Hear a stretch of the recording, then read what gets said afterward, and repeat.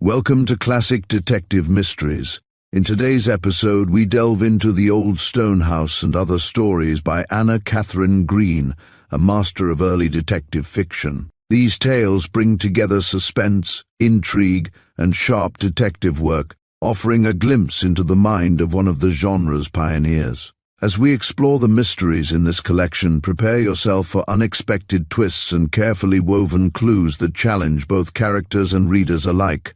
Stay tuned as we uncover the secrets hidden within the pages of these timeless stories. Chapter 1. The Old Stone House.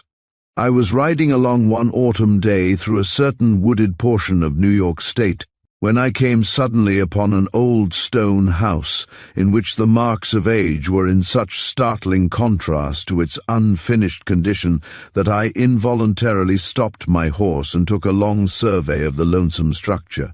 Embowered in a forest which had so grown in thickness and height since the erection of this building that the boughs of some of the tallest trees almost met across its decayed roof, it presented, even at first view, an appearance of picturesque solitude, almost approaching to desolation. But when my eye had time to note that the moss was clinging to eaves from under which the scaffolding had never been taken, and that of the 10 large windows in the blackened front of the house only 2 had ever been furnished with frames, the awe of some tragic mystery began to creep over me, and I sat and wondered at the sight till my increasing interest compelled me to alight and take a nearer view of the place.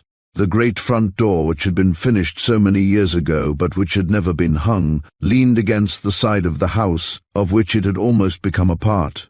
So long had they clung together amid the drippings of innumerable rains.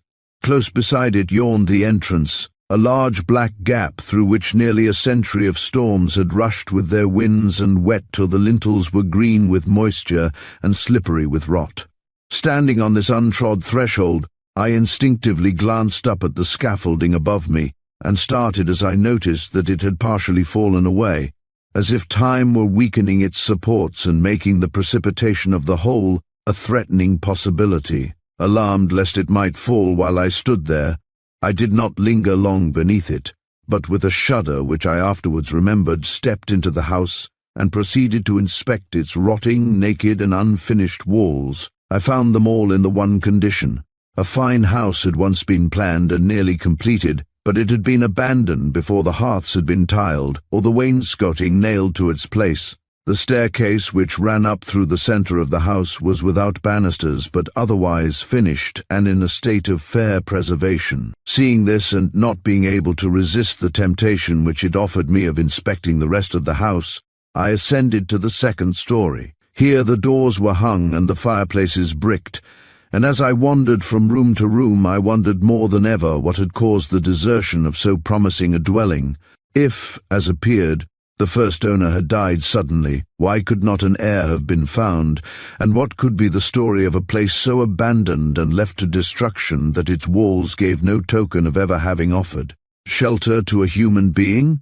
As I could not answer this question, I allowed my imagination full play and was just forming some weird explanation of the facts before me when I felt my arm suddenly seized from behind and paused aghast. Was I then not alone in the deserted building? Was there some solitary being who laid claim to its desolation and betrayed jealousy at any intrusion within its mysterious precincts? Or was the dismal place haunted by some uneasy spirit, who with long, uncanny fingers stood ready to clutch the man who presumed to bring living hopes and fears into a spot dedicated entirely to memories? I had scarcely the courage to ask, but when I turned and saw what it was that had alarmed me, I did not know whether to laugh at my fears or feel increased awe of my surroundings. For it was the twigs of a tree which had seized me, and for a long limb such as this to have grown into a place intended for the abode of man necessitated a lapse of time and a depth of solitude oppressive to think of. Anxious to be rid of suggestions well-nigh bordering upon the superstitious, I took one peep from the front windows and then descended to the first floor. The sight of my horse quietly dozing in the summer sunlight had reassured me, and by the time I had recrossed the dismal threshold and regained the cheerful highway, I was conscious of no emotions deeper than the intense interest of a curious mind to solve the mystery and understand the secret of this remarkable house. Rousing my horse from his comfortable nap, I rode on through the forest, but scarcely had I gone a dozen rods before the road took a turn, the trees suddenly parted, and I found myself face to face with wide rolling meadows and a busy village. So then, this ancient and deserted house was not in the heart of the woods as I had imagined, but in the outskirts of a town, and face to face with life and activity. This discovery was a shock to my romance, but as it gave my curiosity an immediate hope of satisfaction, I soon became reconciled to the situation, and taking the road which led to the village, drew up before the inn and went in, ostensibly for refreshment. This being speedily provided, I sat down in the cozy dining room, and as soon as opportunity offered, asked the attentive landlady why the old house in the woods had remained so long deserted. She gave me an odd look, and then glanced aside at an old man who sat doubled up in the opposite corner. "It is a long story," said she, "and I am busy now, but later, if you wish to hear it, I will tell you all we know on the subject. After father is gone out," she whispered. "It always excites him to hear any talk about that old place." I saw that it did. I had no sooner mentioned the house than his white head lifted itself with something like spirit, and his form, which had seemed a moment before so bent and aged, straightened with an interest that made him look almost hale again. "I will tell you," he broke in. "I am not busy. I was 90 last birthday, and I forget sometimes my grandchildren's names, but I never forget what took place in that old house one night 50 years ago. Never, never." I know," hastily interposed his daughter. "You remember beautifully, but this gentleman wishes to eat his dinner now, and must not have his appetite interfered with. You will wait, will you not, sir, till I have a little more leisure?" What could I answer but yes, and what could the poor old man do but shrink back into his corner, disappointed and abashed? Yet I was not satisfied, nor was he, as I could see by the appealing glances he gave me now and then from under the fallen masses of his long white hair. But the landlady was complacent and moved about the table and in and out of the room with a bustling air that left us but little opportunity for conversation. At length she was absent somewhat longer than usual, whereupon the old man, suddenly lifting his head, cried out, "She cannot tell the story. She has no feeling for it. She wasn't, and you were," I ventured. Yes, I was there, always there, and I see it all now," he murmured. 50 years ago, and I see it all as if it were happening at this moment before my eyes. But she will not let me talk about it," he complained, as the sound of her footsteps was heard again on the kitchen boards. "Though it makes me young again, she always stops me just as if I were a child. But she cannot help my showing you." Here her steps became audible in the hall, and his words died away on his lips. By the time she had entered, he was seated with his head half turned aside, and his form bent over as if he were in spirit 1,000 miles from the spot. Amused at his cunning, and interested in spite of myself at the childish eagerness he displayed to tell his tale, I waited with a secret impatience almost as great as his own perhaps, for her to leave the room again, and thus give him the opportunity of finishing his sentence. At last there came an imperative call for her presence without, and she hurried away. She was no sooner gone than the old man exclaimed, "I have it all written down. I wrote it years and years ago, at the very time it happened. She cannot keep me from showing you that. No, she cannot keep me from showing you that." And rising to his feet with a difficulty that for the first time revealed to me the full extent of his infirmity, he hobbled slowly across the floor to the open door, through which he passed with many cunning winks and nods. It grows quite exciting, thought I, and half feared his daughter would not allow him to return. But either she was too much engrossed to heed him, or had been too much deceived by his seeming indifference when she last entered the room to suspect the errand which had taken him out of it. For sooner than I had expected, and quite some few minutes before she came back herself, he shuffled in again, carrying under his coat a roll of yellow paper, which he thrust into my hand with a gratified leer, saying, "There it is. I was a gay young lad in those days, and could go and come with the best. Read it, sir, read it, and if Maria says anything against it, Tell her it was written long before she was born, and when I was as pert as she is now, and a good deal more observing. Chuckling with satisfaction, he turned away, and had barely disappeared in the hall when she came in and saw me with the roll in my hand. "Well, I declare," she exclaimed, "and has he been bringing you that? Whatever shall I do with him and his everlasting manuscript? You will pardon him, sir, he is 90 and upwards and thinks everybody is as interested in the story of that old house as he is himself, and I for one am," was my hasty reply. "If the writing is at all legible, I am anxious to read it. You won't object, will you?" "Oh, no," was her good-humoured rejoinder. "I won't object. I only hate to have father's mind roused on this subject, because he is sure to be sick after it. But now that you have the story, read it. Whether you will think as he did on a certain point is another question. I don't. But then father always said I would never believe ill of anybody." Her smile certainly bore out her words. It was so good-tempered and confiding, and pleased with her manner in spite of myself, I accepted her invitation to make use of her own little parlour, and sat down in the glow of a brilliant autumn afternoon to read this old-time history. Will Juliet be at home today? She must know that I am coming. When I met her this morning, tripping back from the farm, I gave her a look which, if she cares anything about me, must have told her that I would be among the lads who would be sure to pay her their respects at early candlelight, for I cannot resist her saucy pout and dancing dimples any longer.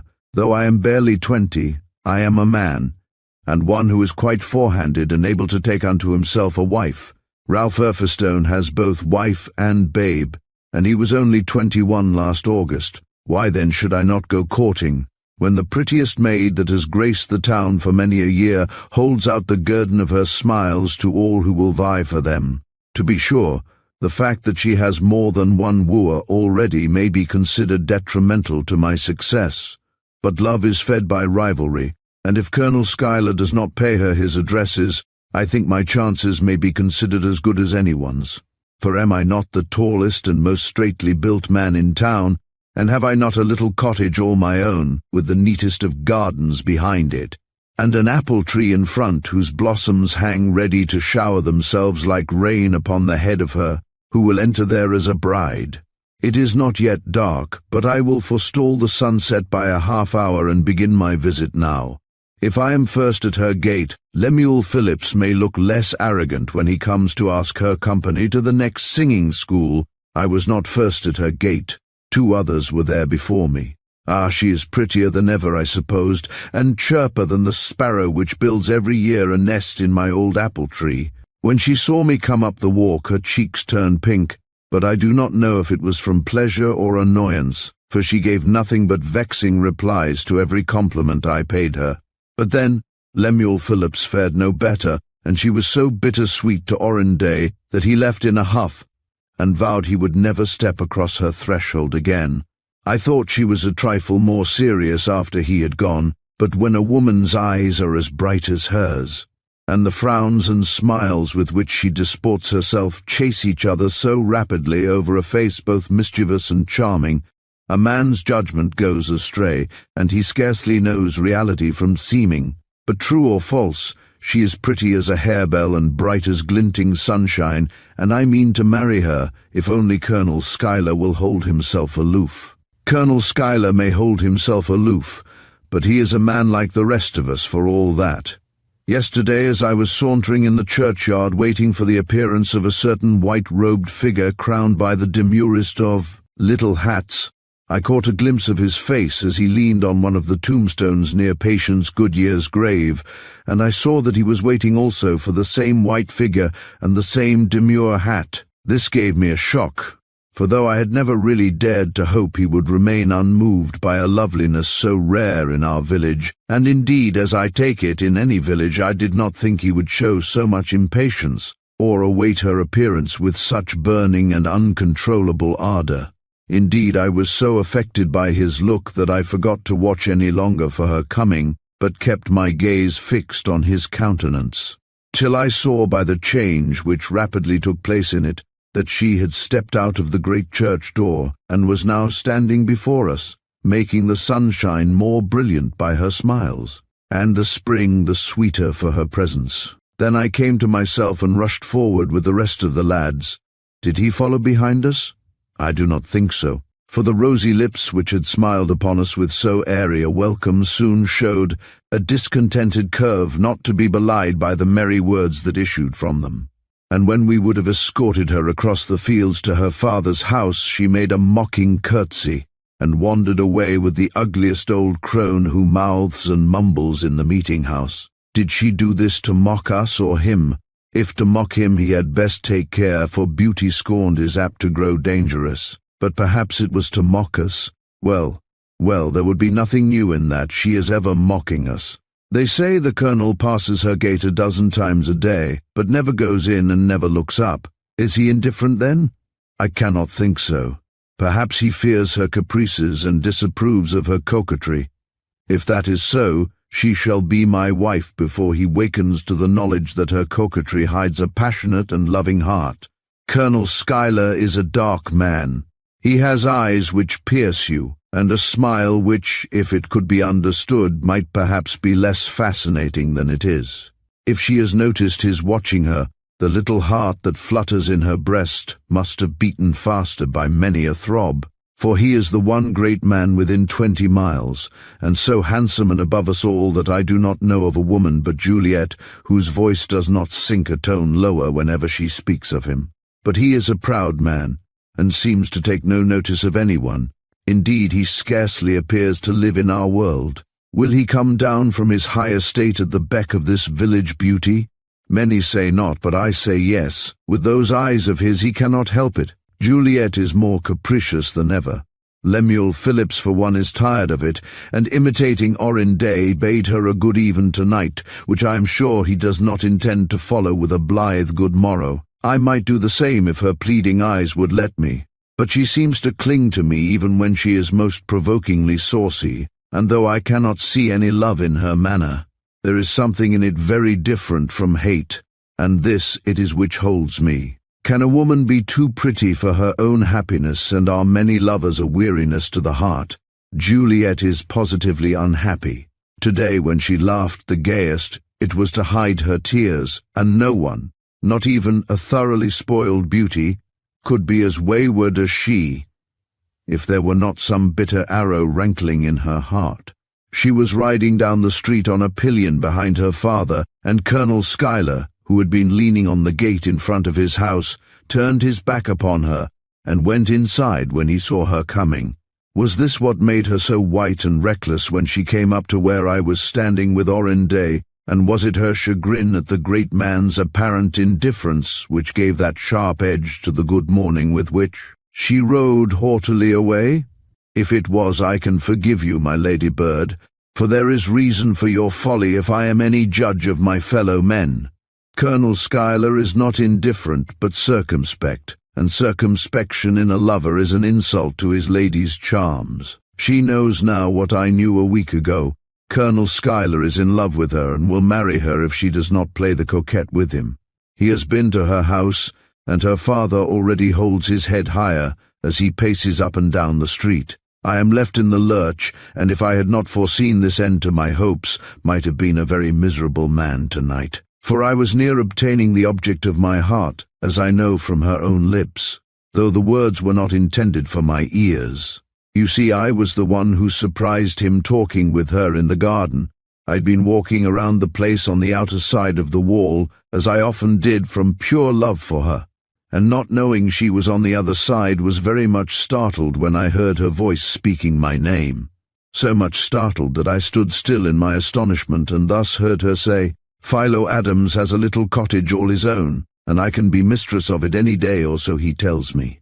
I had rather go into that little cottage where every board I trod on would be my own, than live in the grandest room you could give me in a house of which I would not be the mistress. But if I make a home for you," he pleaded, "grand as my father's, but built entirely for you," "Ah," was her soft reply, "that might make me listen to you, for I should then think you loved me." The wall was between us, but I could see her face as she said this as plainly as if I had been the fortunate man at her side, and I could see his face too, though it was only in fancy I had ever beheld it soften, as I knew it must be softening now. Silence such as followed her words is eloquent, and I feared my own passions too much to linger till it should be again broken by vows I had not the courage to hear. So I crept away, conscious of but one thing, which was that my dream was ended, and that my brave apple tree would never shower its bridal blossoms upon the head I love. For whatever threshold she crosses as mistress, it will not now be that of the little cottage every board of which might have been her own. If I had doubted the result of the Colonel's offer to Juliet, the news which came to me this morning would have convinced me that all was well with them, and that their marriage was simply a matter of time. Ground has been broken in the pleasant opening on the verge of the forest, and carts and men hired to bring stone for the fine new dwelling Colonel Schuyler proposes to rear for himself. The whole town is agog, but I keep the secret I surprised, and only Juliet knows that I am no longer deceived as to her feelings. For I did not go to see her tonight for the first time since I made up mind that I would have her for my wife. I am glad I restrained myself, for Orrin Day, who had kept his word valiantly up to this very day, came riding by my house furiously a half-hour ago, and seeing me called out, "Why didn't you tell me she had a new adorer?" I went there tonight, and Colonel Schuyler sat at her side as you and I never sat yet, and he stammered frantically. "I did not kill him. You come back," I shouted, for he was flying by like the wind. But he did not heed me nor stop, but vanished in the thick darkness, while the lessening sound of his horse's hoofs rang dismally back from the growing distance. So this man has loved her passionately too, and the house which is destined to rise in the woods will throw a shadow over more than one hearthstone in this quiet village. I declare I am sorry that Orrin has taken it so much to heart, for he has a proud and determined spirit, and will not forget his wrongs as soon as it would be wise for him to do. Poor Juliet, are you making enemies against your bridal day? If so, it behooves me at least to remain your friend. I saw Orrin again today, and he looks like one haunted. He was riding as usual, and his cloak flew out behind him as he sped down the street and away into the woods. I wonder if she too saw him, from behind her lattice. I thought I detected the curtain move as he thundered by her gate, but I am so filled with thoughts of her just now that I cannot always trust my judgment. I am, however, sure of one thing, and that is that if Colonel Schuyler and Orrin meet, there will be trouble. I never thought Orrin handsome till today. He is fair, and I like dark men, and he is small, and I admire men of stature. But when I came upon him this morning, talking and laughing among a group of lads like ourselves, I could not but see that his blue eyes shone with a fire that made it as brilliant as any dark one could be, and that in his manner, verging as it did upon the reckless, there was a spirit and force which made him look both dangerous and fascinating. He was haranguing them on a question of the day, but when he saw me he stepped out of the crowd, and beckoning me to follow him, led the way to a retired spot where, the instant we were free from watching eyes, he turned and said, "You liked her too, Philo Adams. I should have been willing if you—" Here he choked and paused. I had never seen a face so full of fiery emotions. No, he went on, after a moment of silent struggle. I could not have borne it to see any man take away what was so precious to me. I did not know I cared for her so much, he now explained, observing my look of surprise. She teased me and put me off, and coquetted with you and Lemuel and whoever else happened to be at her side, till I grew beside myself and left her, as I thought, forever. But there are women you can leave and women you cannot, and when I found she teased and fretted me more at a distance than when she was under my very eye, I went back only to find Philo. Do you think he will marry her? I choked down my own emotions and solemnly answered, yes, he is building her a home. You must have seen the stones that are being piled up yonder on the verge of the forest.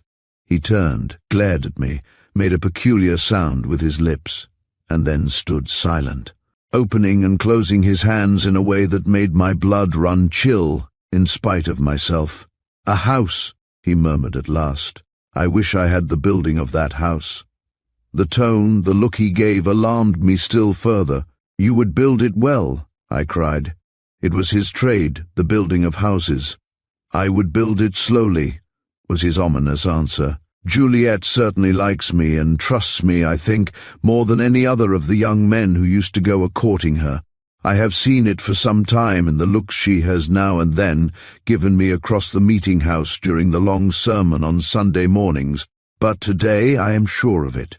For she has spoken to me and asked me, but let me tell you how it was. We were all standing under Ralph Erfistone's big tree, looking at his little one toddling over the grass after a ball one of the lads had thrown after her, when I felt the slightest touch on my arm, and glancing round saw Juliet.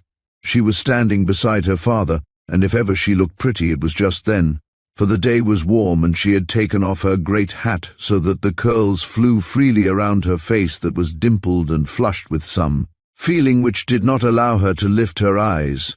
Had she touched me? I thought so, and yet I did not dare to take it for granted, for Colonel Schuyler was standing on the edge of the crowd, frowning in some displeasure at the bare head of his provoking little betrothed. And when Colonel Schuyler frowns, there is no man of us but Orrin who would dare approach the object of his preference, much less address her, except in the coldest courtesy. But I was sure she had something to say to me, so I lingered under the tree till the crowd had all dispersed and Colonel Schuyler, drawn away by her father, had left us for a moment face to face. Then I saw I was right. "Philo," she murmured, and oh, how her face changed. "You are my friend, I know you are my friend, because you alone out of them all have never given me sharp words. Will you do something for me which will make me less miserable, something which may prevent wrong and trouble, and keep Orrin?" "Orrin?" Did she call him Orrin? "Oh," she cried, "you have no sympathy, you—" "Hush," I entreated. "You have not treated me well, but I am always your friend. What do you want me to do?" She trembled, glanced around her in the pleasant sunshine, and then up into my face.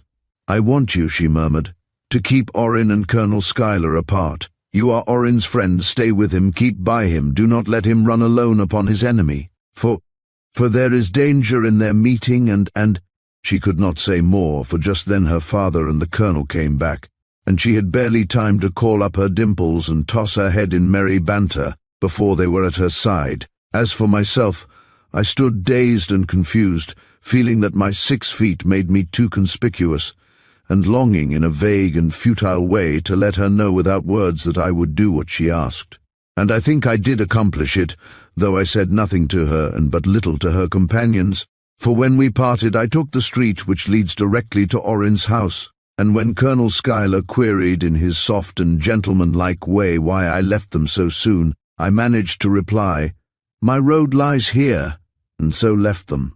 I have not told Orrin what she said, but I am rarely away from his vicinity now, during those hours when he is free to come and go about the village. I think he wonders at my persistent friendship, sometimes, but he says nothing, and is not even disagreeable to me. So I share his pleasures, if they are pleasures, expecting every day to see him run across the Colonel in the tavern or on the green. But he never does, perhaps because the Colonel is always with her now, and we are not nor are ever likely to be again. Do I understand her, or do I understand Orrin, or do I even understand myself? No, but I understand my duty, and that is enough, though it is sometimes hard to do it, and I would rather be where I could forget. Instead of being where I am forced continually to remember, am I always with Orrin when he is not at work or asleep? I begin to doubt it. There are times when there is such a change in him that I feel sure he has been near her, or at least seen her, but where or how, I do not know and cannot even suspect. He never speaks of her, not now, but he watches the house slowly rising in the forest, as if he would lay a spell upon it. Not that he visits it by daylight, or mingles with the men who are busy laying stone upon stone.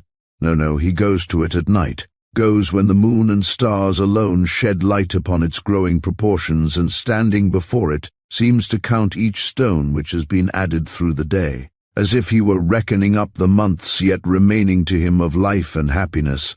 I never speak to him during these expeditions. I go with him because he does not forbid me to do so, but we never exchange a word till we have left the forest behind us and stand again within the village streets. If I did speak, I might learn something of what is going on in his bitter and burning heart. But I never have the courage to do so, perhaps because I had rather not know what he plans or purposes. She is not as daintily rounded as she was once. Her cheek is thinner, and there is a tremulous move to her lip I never saw in it in the old coquettish days. Is she not happy in her betrothal, or are her fears of Orrin greater than her confidence in me? It must be the latter, for Colonel Schuyler is a lover in 1,000, and scarcely a day passes without some new evidence of his passionate devotion. She ought to be happy if she is not, and I am sure there is not another woman in town but would feel herself the most favoured of her sex if she had the half of Juliet's prospects before her. But Juliet was ever wayward, and simply because she ought to increase in beauty and joy, she pales and pines and gets delicate, and makes the hearts of her lovers grow mad with fear and longing. Where have I been? What have I seen, and what do the events of this night portend? As Orrin and myself were returning from our usual visit to the house in the woods, it is well up now, and its huge empty square looms weirdly enough in the moonlighted forest. We came out upon the churchyard in front of the meeting house, and Orrin said, "You may come with me or not, I do not care, but I am going in amongst these graves. I feel like holding companionship with dead people tonight." "Then so do I," said I, for I was not deceived by his words. It was not to hold companionship with the dead, but with the living, that he chose to linger there. The churchyard is in a direct line with her house, and sitting on the meeting-house steps, one can get a very good view of the windows of her room. "Very well," he sighed, and disdained to say more. As for myself, I felt too keenly the weirdness of the whole situation to do more than lean my back against a tree and wait till his fancy wearied of the moonlight and silence. The stones about us, glooming darkly through the night, were not the most cheerful of companions, and when you add to this the soughing of the willows and the flickering shadows which rose and fell over the face of the meeting-house as the branches moved in the wind, you can understand why I rather regretted the hitherto gloomy enough hour we were accustomed to spend in the forest. But Orrin seemed to regret nothing. He had seated himself where I knew he would, on the steps of the meeting-house, and was gazing, with chin sunk in his 2 hands, down the street where Juliet dwelt. I do not think he expected anything to happen. I think he was only reckless and sick with a longing he had not the power to repress, and I watched him as long as I could for my own inner sickness and longing. And when I could watch no longer, I turned to the gnomish gravestones that were no more motionless or silent than he. Suddenly I felt myself shiver and start, and turning beheld him standing erect, a black shadow against the moonlighted wall behind him. He was still gazing down the street, but no longer in apathetic despair, but with quivering emotion visible in every line of his trembling form. Reaching his side, I looked where he looked, and saw Juliet. It must have been Juliet to arouse him so, standing with some companion at the gate in the wall that opens upon the street. The next moment she and the person with her stepped into the street, and almost before we realized it, they began to move towards us, as if drawn by some power in Orrin or myself, straight to this abode of death and cold moonbeams. It was not late, but the streets were otherwise deserted, and we 4 seemed to be alone in the whole world. Breathing with Orrin and almost clasping his hand in my oneness with him, I watched and watched the gliding approach of the 2 lovers, and knew not whether to be startled or satisfied when I saw them cross to the churchyard and enter where we had entered ourselves so short a time before. For us all to meet, and meet here, seemed suddenly strangely natural, and I hardly knew what Orrin meant when he grasped me forcibly by the arm and drew me aside into the darkest of the dark shadows which lay in the churchyard's farthest corner. Not till I perceived Juliet and the Colonel halt in the moonlight did I realize that we were nothing to them, and that it was not our influence but some purpose or passion of their own which had led them to this gruesome spot. The place where they had chosen to pause was at the grave of old Patience Goodyear, and from the corner where we stood we could see their faces plainly as they turned and looked at each other with the moonbeams pouring over them. Was it fancy that made her look like a wraith, and he like some handsome demon given to haunting churchyards? Or was it only the sternness of his air, and the shrinking timidity of hers, which made him look so dark and she so pallid. Orin, who stood so close to me that I could hear his heart beat as loudly as my own, had evidently asked himself the same question, for his hand closed spasmodically on mine, as the colonel opened his lips, and neither of us dared so much as to breathe lest we should lose what the lovers had to say. But the colonel spoke clearly if low, and neither of us could fail to hear him as he said, "I have brought you here, Juliet mine, because I want to hear you swear amongst the graves that you will be no man's wife but mine." "But have I not already promised?" she protested, with a gentle uplift of her head, inexpressibly touching in one who had once queened it over hearts so merrily. "Yes, you have promised, but I am not satisfied. I want you to swear. I want to feel that you are as much mine as if we had stood at the altar together. Otherwise, how can I go away? How can I leave you, knowing there are 3 men at least in this town who would marry you at a day's notice, if you gave them full leave?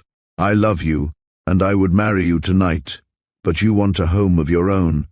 Swear that you will be my wife when that home is ready, and I will go away happy. Otherwise I shall have to stay with you, Juliet, for you are more to me than renown or advancement or anything else in all God's world. I do not like the graves. I do not want to stay here. It is so late, so dark," she moaned. "Then swear. Lay your hand on Mother Patience's tombstone and say, 'I will be your wife, Richard Schuyler, when the house is finished which you are building in the woods, and I will carry you back in my arms as I carry you always in my heart.'" But though Orin clinched my arm in apprehension of her answer, and we stood like 2 listening statues, no words issued from her lips, and the silence grew appalling. "Swear!" seemed to come from the tombs, but whether it was my emotion that made it seem so, or whether it was Orin who threw his voice there, I did not know then, and I do not know now. But that the word did not come from the colonel was evident from the startled look he cast about him, and from the thrill which all at once passed over her form, from her shrouded head to her hidden feet. "Do the heavens bid me?" she murmured, and laid her hand without hesitation on the stone before her, saying, "I swear by the dead that surround us to be your wife, Richard Schuyler, when the house you are building for me in the woods is completed." And so pleased was he at the readiness with which she spoke, that he seemed to forget what had caused it, and caught her in his arms as if she had been a child, and so bore her away from before our eyes, while the man at my side fought and struggled with himself to keep down the wrath and jealousy which such a sight as this might well provoke in one even less passionate and intemperate than himself. When the one shadow which they now made had dissolved again into 2, and only Orin and myself were left in that ghostly churchyard, I declared with a courage I had never before shown, "So that is settled, Orin. She will marry the colonel, and you and I are wasting time in these gloomy walks." To which, to my astonishment, he made this simple reply, "Yes, we are wasting time," and straightway turned and left the churchyard with a quick step that seemed to tell of some new and fixed resolve. Colonel Schuyler has been gone a week, and tonight I summoned up courage to call on Juliet's father. I had no longer any right to call upon her, but who shall say I may not call on him if he chooses to welcome me and lose his time on my account? The reason for my going is not far to seek. Orin has been there, and Orin cannot be trusted in her presence alone. Though he seems to have accepted his fate, he is restless, and keeps his eye on the ground in a brooding way I do not comprehend and do not altogether like. Why should he think so much? And why should he go to her house when he knows the sight of her is inflaming to his heart and death to his self-control? Juliet's father is a simple, proud old man who makes no attempt to hide his satisfaction at his daughter's brilliant prospects. He talked mainly of the house, and if he honored Orin with half as much of his confidence on that subject as he did me, then Orin must know many particulars about its structure of which the public are generally ignorant. Juliet was not to be seen, that is, during the first part of the evening, but towards its close she came into the room and showed me that same confiding courtesy which I have noticed in her ever since I ceased to be an aspirant for her hand. She was not so pale as on that weird night when I saw her in the churchyard, and I thought her step had a light spring in it which spoke of hope. She wore a gown which was coquettishly simple, and the fresh flower clinging to her bosom breathed a fragrance that might have intoxicated a man less determined to be her friend. Her father saw us meet without any evident anxiety, and if he was as complacent to Orin when he was here, then Orin had a chance to touch her hand. But was he as complacent to Orin? That I could not find out. I am only sure that I will be made welcome there again if I confine my visits to the father and do not seek anything more from Juliet than that simple touch of her hand. Orin has not repeated his visit, but I have repeated mine. Why? Because I am uneasy. Colonel Schuyler's house does not progress, and whether there is any connection between this fact and that of Orin's sudden interest in the sawmills and quarries about here, I cannot tell, but doubts of his loyalty will rise through all my friendship for him, and I cannot keep away from Juliet any longer. Does Juliet care for Colonel Schuyler? I have sometimes thought no, and I have oftener thought yes. At all events, she trembles when she speaks of him, and shows emotion of no slight order when a letter of his is suddenly put in her hand. I wish I could read her pretty, changeful face more readily. It would be a comfort for me to know that she saw her own way clearly, and was not disturbed by Orin's comings and goings. For Orin is not a safe man, I fear, and a faith once pledged to Colonel Schuyler should be kept. I do not think Juliet understands just how great a man Colonel Schuyler promises to be. When her father told me tonight that his daughter's betrothed had been charged with some very important business for the government, her pretty lip pouted like a child's, yet she flushed and for a minute looked pleased when I said, "That is a road which leads to Washington. We shall hear of you yet as being presented at the White House."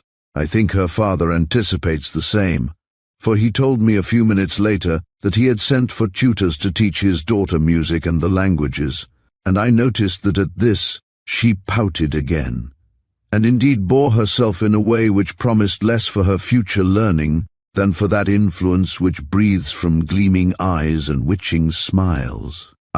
I fear she is a frivolous fairy, but how pretty she is, and how dangerously captivating to a man who has once allowed himself to study her changes of feeling and countenance. When I came away, I felt that I had gained nothing, and lost what?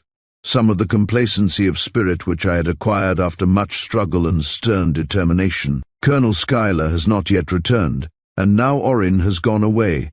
Indeed, no one knows where to find him nowadays, for he is here and there on his great white horse, riding off one day and coming back the next, ever busy, and, strange to say, always cheerful. He is making money, I hear, buying up timber and then selling it to builders, but he does not sell to one builder, whose house seems to suffer in consequence. Where is the colonel, and why does he not come home and look after his own?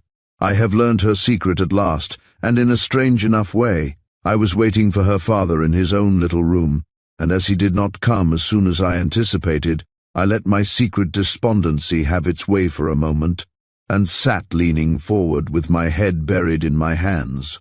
My face was to the fire and my back to the door, and for some reason I did not hear it open, and was only aware of the presence of another person in the room by the sound of a little gasp behind me, which was choked back as soon as it was uttered. Feeling that this could come from no one but Juliet, I, for some reason hard to fathom, sat still, and the next moment became conscious of a touch soft as a rose leaf settle on my hair, and springing up, caught the hand which had given it, and holding it firmly in mine, gave her one look which made her chin fall slowly on her breast and her eyes seek the ground in the wildest distress and confusion. "Juliet," I began, but she broke in with a passion too impetuous to be restrained. Do not think I knew or realized what I was doing. It was because your head looked so much like his as you sat leaning forward in the firelight that I allowed myself one little touch just for the heart's ease it must bring. I am so lonesome, Philo, and—" I dropped her hand. I understood the whole secret now. My hair is blonde like Orin's, and her feelings stood confessed, never more to be mistaken by me. "You love Orin," I gasped. "You who are pledged to Colonel Schuyler." "I love Orin," she whispered, "and I'm pledged to Colonel Schuyler." "But you will never betray me," she said. "I betray you," I cried, and if some of the bitterness of my own disappointed hopes crept into my tones, she did not seem to note it. for she came quite close to my side and looked up into my face in a way that almost made me forget her perfidy and her folly. "Juliet," I went on, for I felt never more strongly than at this moment that I should act a brother's part towards her, "I could never find it in my heart to betray you. But are you sure that you are doing wisely to betray the Colonel for a man no better than Orrin? I know you do not want to hear me say this, for if you care for him you must think him good and noble. But Juliet, I know him, and I know the Colonel, and he is no more to be compared with the man you are betrothed to than—" "Hush!" she cried, almost commandingly, and the airy, dainty, dimpled creature whom I knew seemed to grow in stature and become a woman. In her indignation, "You do not know Orrin, and you do not know the Colonel. You shall not draw comparisons between them. I will have you think of Orrin only as I do, day and night, ever and always." "But," I exclaimed aghast, "if you love him so and despise the Colonel, why do you not break your troth with the latter?" "Because," she murmured with white cheeks and a wandering gaze, "I have sworn to marry the Colonel, and I dare not break my oath. Sworn to be his wife when the house he is building is complete, and the oath was on the graves of the dead, on the graves of the dead," she repeated. "But," I said, without any intimation of having heard that oath, "you are breaking that oath in private, with every thought you give to Orrin. Either complete your perjury by disowning the Colonel altogether, or else give up Orrin. You cannot cling to both without dishonor. Does not your father tell you so?" "My father, oh, he does not know. No one knows but you." "My father likes the Colonel. I would never think of telling him." "Juliet," I declared solemnly, "you are on dangerous ground. Think what you are doing before it is too late. The Colonel is not a man to be trifled with." "I know it," she murmured, "I know it," and would not say another word or let me. "And so the burden of this new apprehension is laid upon me, for happiness cannot come out of this complication. Where is Orrin? And what is he doing that he stays so much from home? If it were not for the intent and preoccupied look which he wears when I do see him, I should think that he was absenting himself for the purpose of wearing out his unhappy passion. But the short glimpses I have had of him as he has ridden busily through the town have left me with no such hope, and I wait with feverish impatience for some fierce action on his part, or what would be better, the Colonel's return. And the Colonel must come back soon, for nothing goes well in a long absence, and his house is almost at a standstill. Colonel Schuyler has come, and I hear storming angrily over the mishaps that have delayed the progress of his new dwelling. He says he will not go away again till it is completed, and has been riding all the morning in every direction, engaging new men to aid the dilatory workmen already employed. Does Orrin know this? I will go down to his house and see. And now I know Orrin's secret. He was not at home, of course, and being determined to get at the truth of his mysterious absences, I mounted a horse of my own and rode off to find him. Why I took this upon myself, or whether I had the right to do it, I have not stopped to ask. I went in the direction he had last gone, and after I had ridden through 2 villages I heard of him as having passed still farther east some 2 hours before. Not in the least deterred, I hurried on, and having threaded a thicket and forded a stream, I came upon a beautiful open country wholly new to me, where, on the verge of a pleasant glade and in full view of a most picturesque line of hills, I saw shining the fresh boards of a new cottage. Instantly the thought struck me, it is Orrin's, and he is building it for Juliet. And filled with a confusion of emotions, I spurred on my horse and soon drew up before it. Orrin was standing, pale and defiant, in the doorway, and as I met his eye I noticed, with a sick feeling of contempt, that he swung the whip he was holding smartly against his leg, in what looked like a very threatening manner. "Good evening, Orrin," I cried. "You have a very pleasant sight here, preferable to the Colonel's, I should say." "What has the Colonel to do with me?" was his fierce reply, and he turned as if about to go into the house. "Only this," I calmly answered. "I think he will get his house done first." He wheeled and faced me, and his eye, which had looked simply sullen, shot a fierce and dangerous gleam. "What makes you think that?" he cried. "He has come back, and today engaged 20 extra men to push on the work." "Indeed?" And there was contempt in his tone. "Well, I wish him joy and a sound roof." And this time he did go into the house. As he had not asked me to follow, I of course had no alternative but to ride on. As I did so, I took another look at the house and saw with a strange pang at the heart that the plastering was on the walls and the windows ready for glazing. "I was wrong," said I to myself. "It is Orin's house which will be finished first." And what if it is? Will she turn her back upon the Colonel's lofty structure and take refuge in this cottage remote from the world? I cannot believe it, knowing how she loves show and the smiles and gallantries of men. And yet she is so capricious and Orin so determined that I do not know what to think or what to fear, and I ride back with a heavy heart, wishing she had never come up from the farm to worry and inflame the souls of honest men. And now the Colonel's work goes on apace, and the whole town is filled with the noise and bustle of lumbering carts and eager workmen. The roof which Orin so bitterly wished might be a sound one has been shingled, and under the Colonel's eye and the Colonel's constant encouragement, part after part of the new building is being fitted to its place with a precision and dispatch that to many minds promise the near dawning of Juliet's wedding day. But I know that afar in the east another home is nearer completion than this, and whether she knows it too or does not know it, which is just as probable, her wilful, sportive, and butterfly nature seems to be preparing itself for a struggle which may rend if not destroy its airy and delicate wings. I have prepared myself too, and being still and always her friend, I stand ready to mediate or assist, as opportunity offers or circumstances demand. She realizes this, and leans on me in her secret hours of fear, or why does her face brighten when she sees me? And her little hand thrust itself confidingly forth from under its shrouding mantle, and grasp mine with such a lingering and entreating pressure.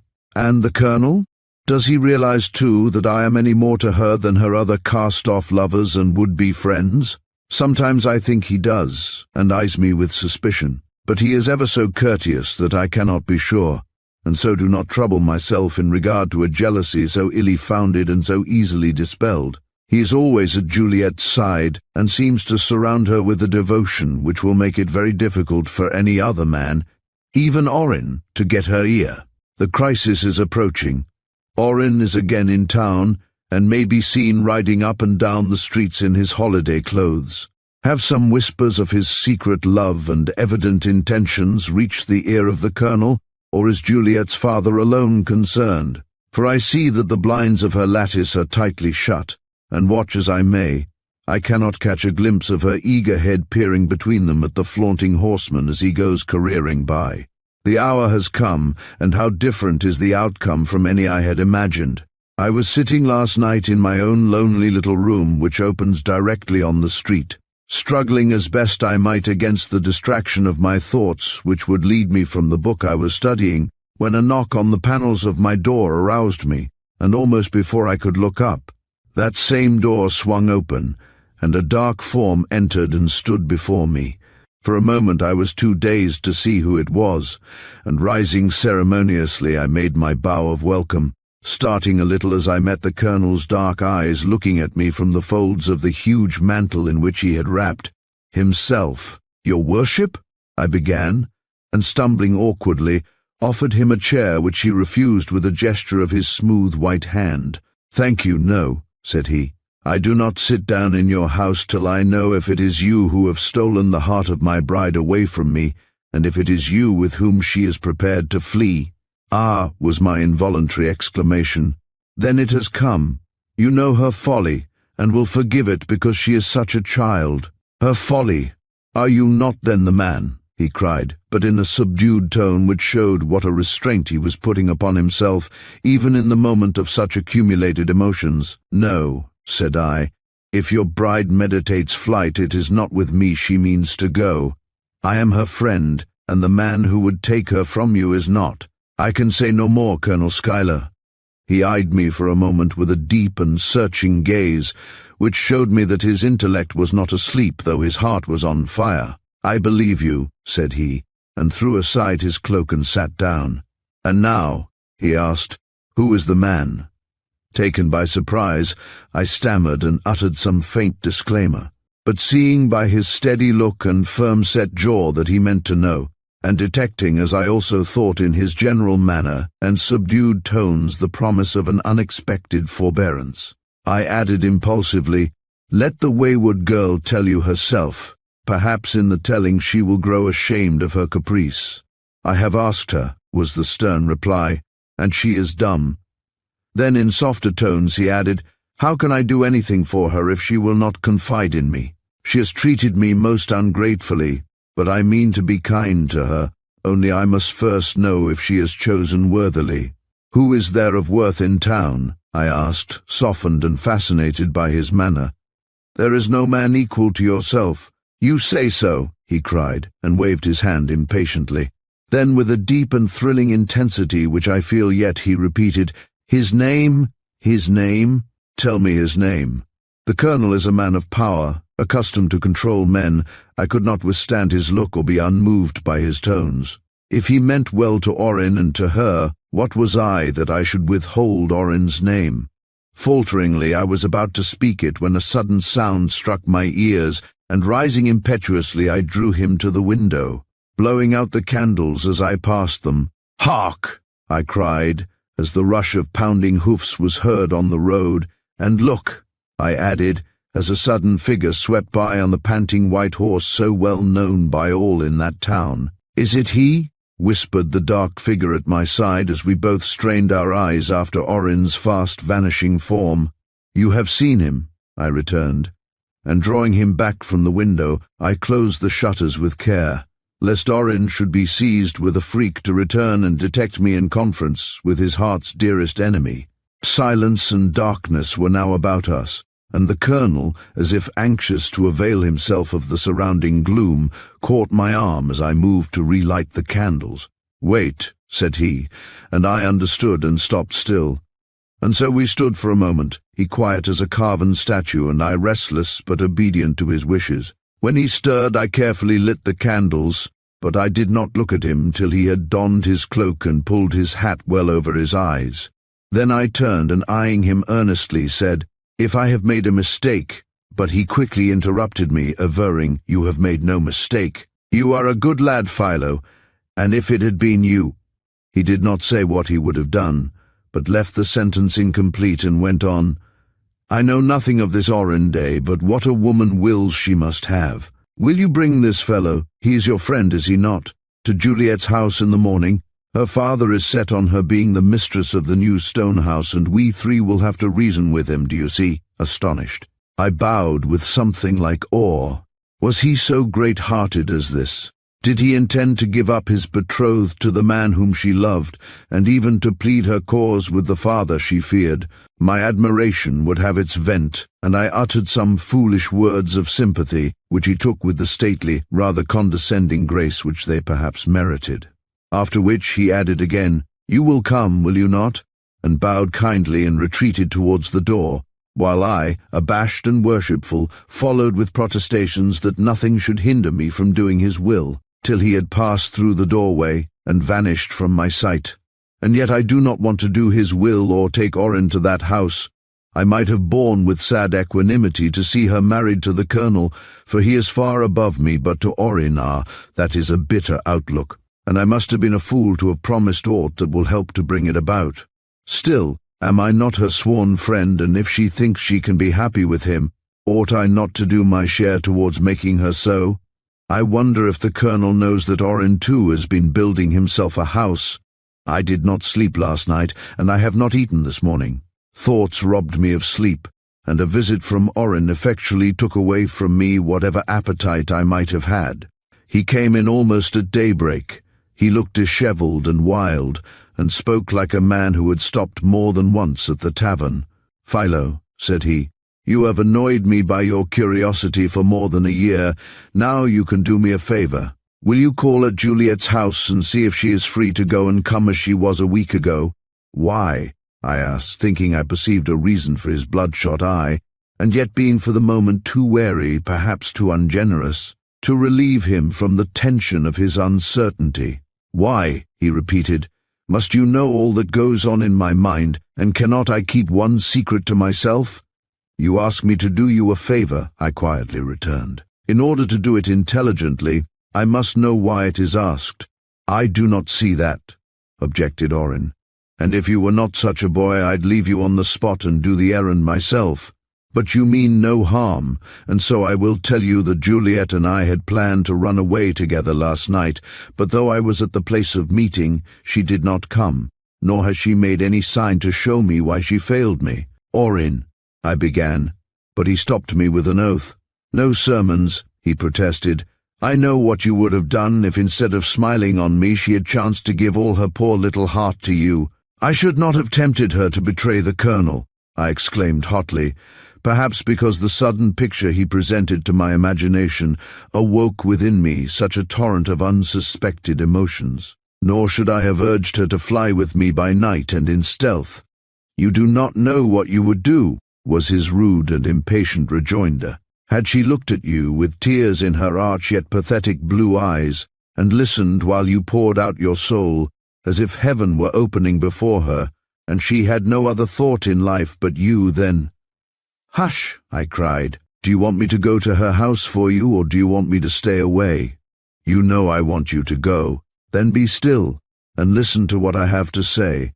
I will go, but you must go too. If you want to take Juliet away from the Colonel, you must do it openly.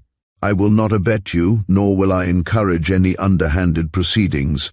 You are a courageous lad, he said, in other men's affairs. Will you raise me a tomb if the Colonel runs me through with his sword?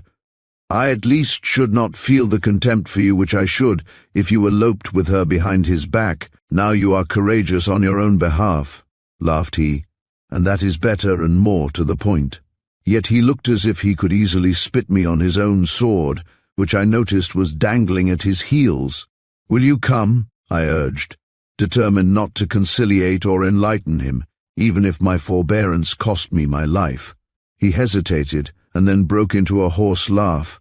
I have drunk just enough to be reckless, said he. Yes, I will go, and the devil must answer for the result. I had never seen him look so little, the gentleman, and perhaps it was on this very account I became suddenly quite eager to take him at his word before time, and thought should give him an opportunity to become more like himself, for I could not but think that if she saw him in this condition, she must make comparisons between him and the Colonel which could not but be favourable to the latter. But it was still quite early, and I dared not run the risk of displeasing the Colonel by anticipating his presence, so I urged Orin into that little back parlour of mine, where I had once hoped to see a very different person installed, and putting wine and biscuits before him, bade him refresh himself while I prepared myself for appearing before the ladies. When the hour came for us to go, I went to him. He was pacing the floor and trying to school himself into patience, but he made but a sorry figure, and I felt a twinge of conscience as he thrust on his hat without any attempt to smooth his dishevelled locks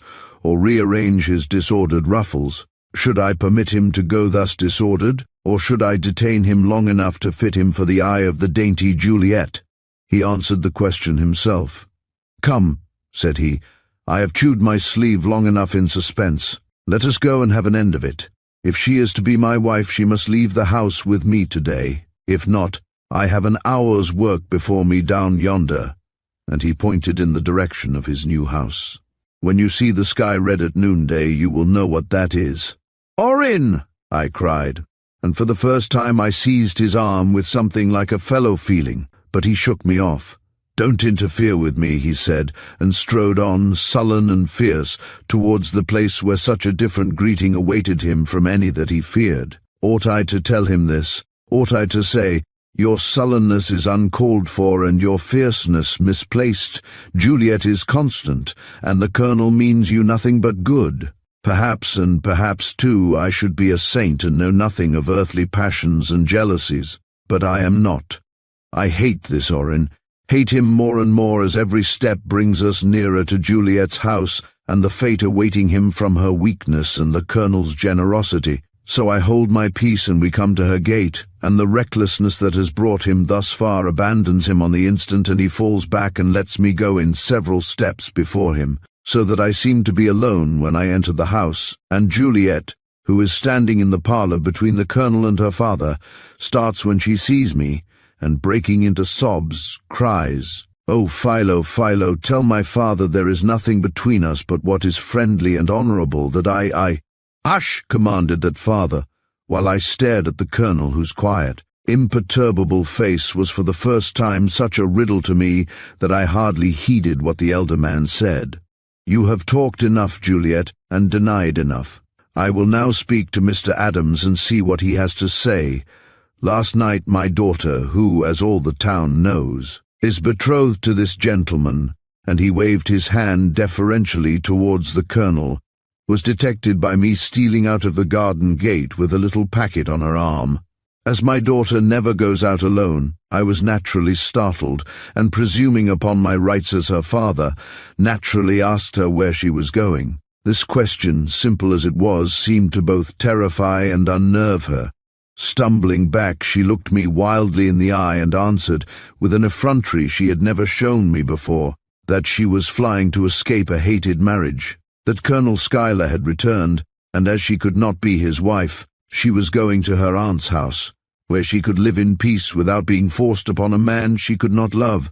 Amazed, for I had always supposed her duly sensible of the honor which had been shown her by this gentleman's attentions, I drew her into my study, and there, pulling off the cloak which she held tightly drawn about her, I discovered that she was tricked out like a bride, and had a whole bunch of garden roses fastened in her breast.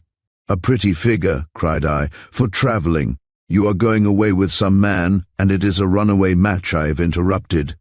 She could not deny it, and just then the colonel came in but we will not talk about that. It remained for us to find out the man who had led her to forget her duty, and I could think of no man but you. So I ask you now before my trembling daughter and this outraged gentleman if you are the villain." But here Colonel Schuyler spoke up quietly and without visible anger. I was about to say, when this gentleman's entrance interrupted my words, that I had been convinced overnight that our first suspicions were false, and that Mr. Adams was, as your daughter persists in declaring, simply a somewhat zealous friend. "But," hastily vociferated the old man, "there's been no one else about my daughter for months. If Mr. Adams is not to blame for this attempted escapade, who is? I should like to see the man and see him standing just there." "Then look and tell me what you think of him," came with an insolent fierceness from the doorway, and Orrin, booted and spurred with mud on his holiday hose, and his hat still on his head, strode into our midst and confronted us all with an air of such haughty defiance that it half robbed him of his ruffianly appearance. Juliet shrieked and stepped back, fascinated and terrified.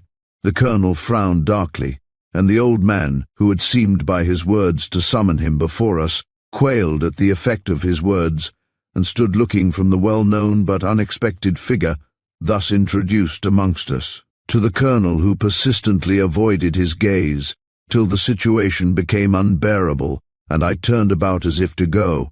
Instantly the colonel took advantage of the break and spoke to Orrin. "And so it is to you, sir, that I have to address the few words I have to say." "Yes, to him and to me," cried little Juliet, and gliding from between the two natural protectors of her girlhood, she crossed the floor and stood by Orrin's side.